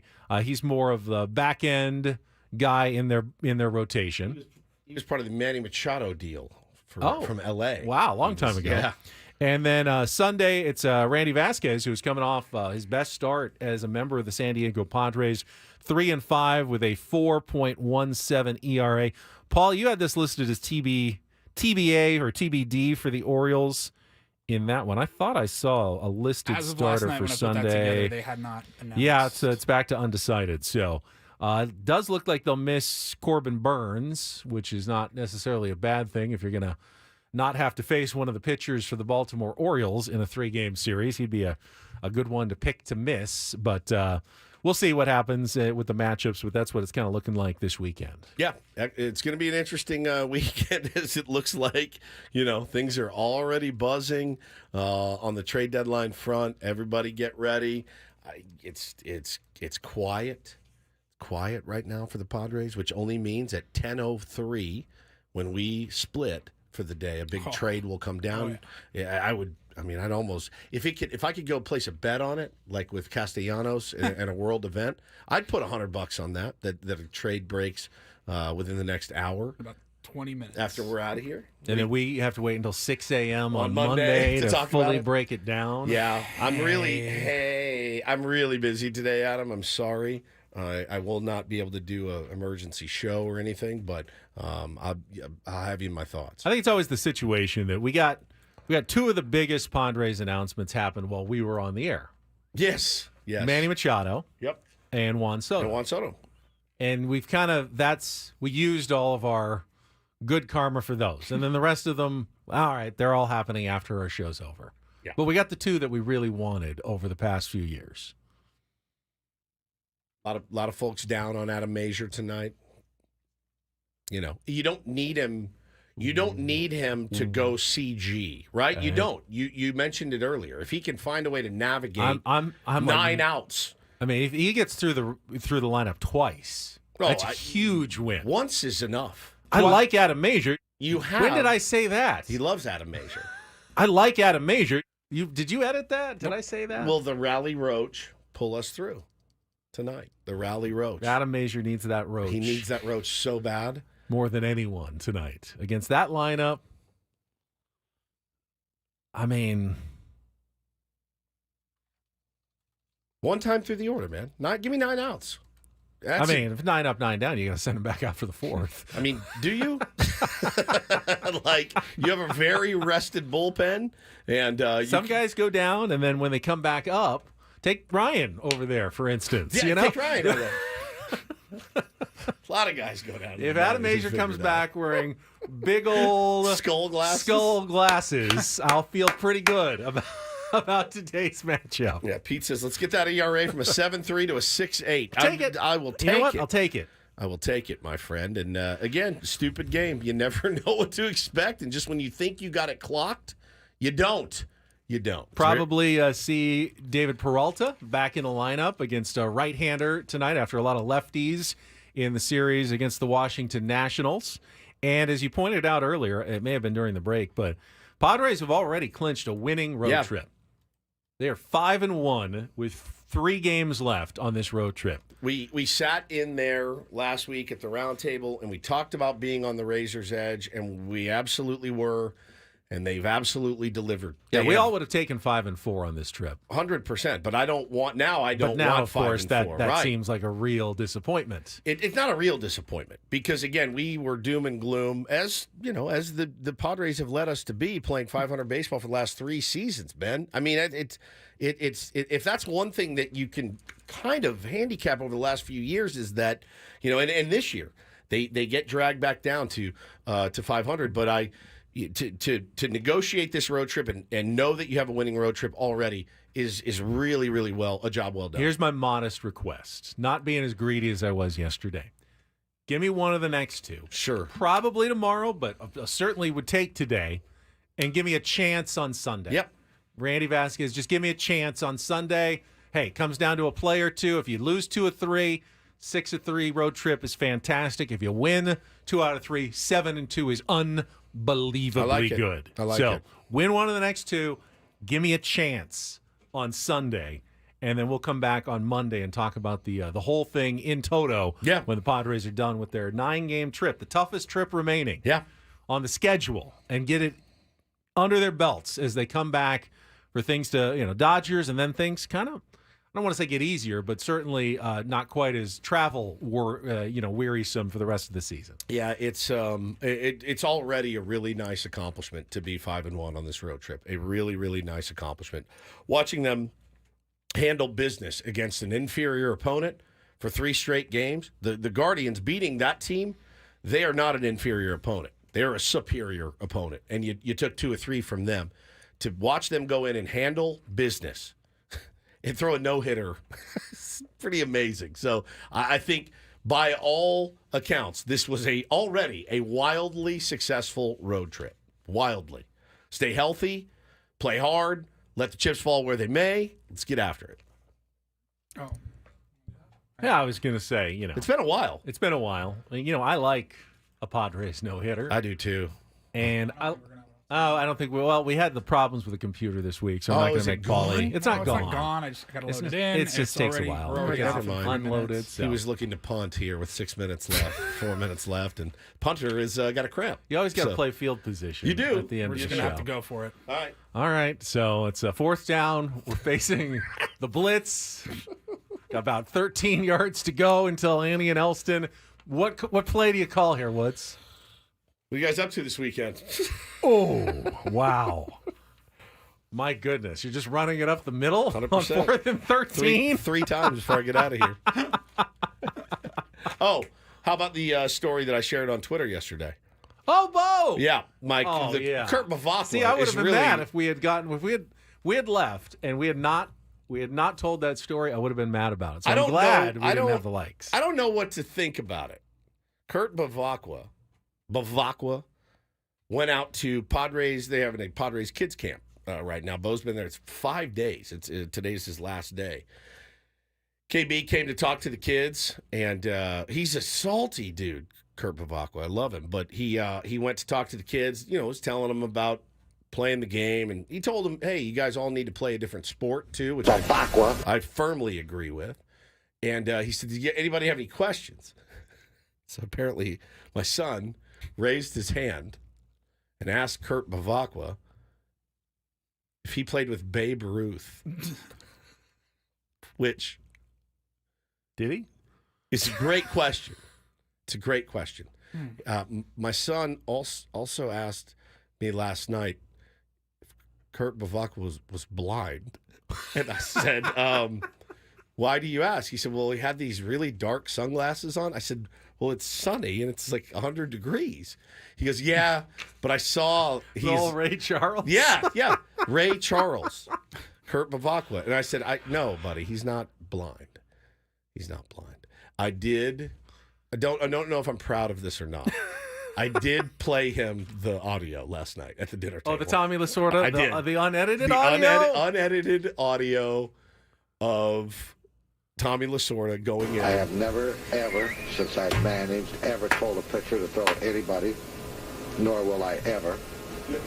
And if I ever did, I certainly wouldn't make him throw at a 130 hitter like LaFay or Bavacqua, who could hit water if he fell out of a boat.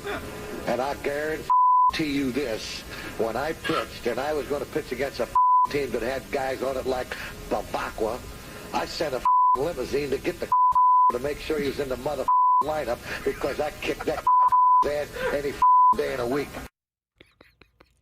When he said the line from Bull Durham, he couldn't hit water, Bo started cackling like he wouldn't believe. Thought it was the funniest thing ever. So KB had a rough day yesterday. Maybe he had trouble hitting because of his blindness. Because of his blind. He might have told you there were times I felt like I was blind when I was up there.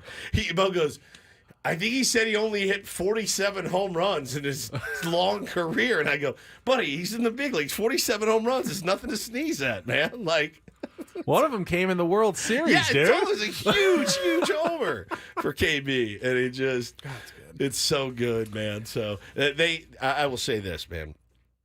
They have put on a phenomenal camp. He has had an incredible time. So it's been awesome. Baseball coverage on 97.3 The Fan, presented by T-Mobile. Switch to T-Mobile. You can get tons of benefits. Still save on every plan versus AT&T and Verizon. Use their savings calculator to find out how at T-Mobile.com/switch.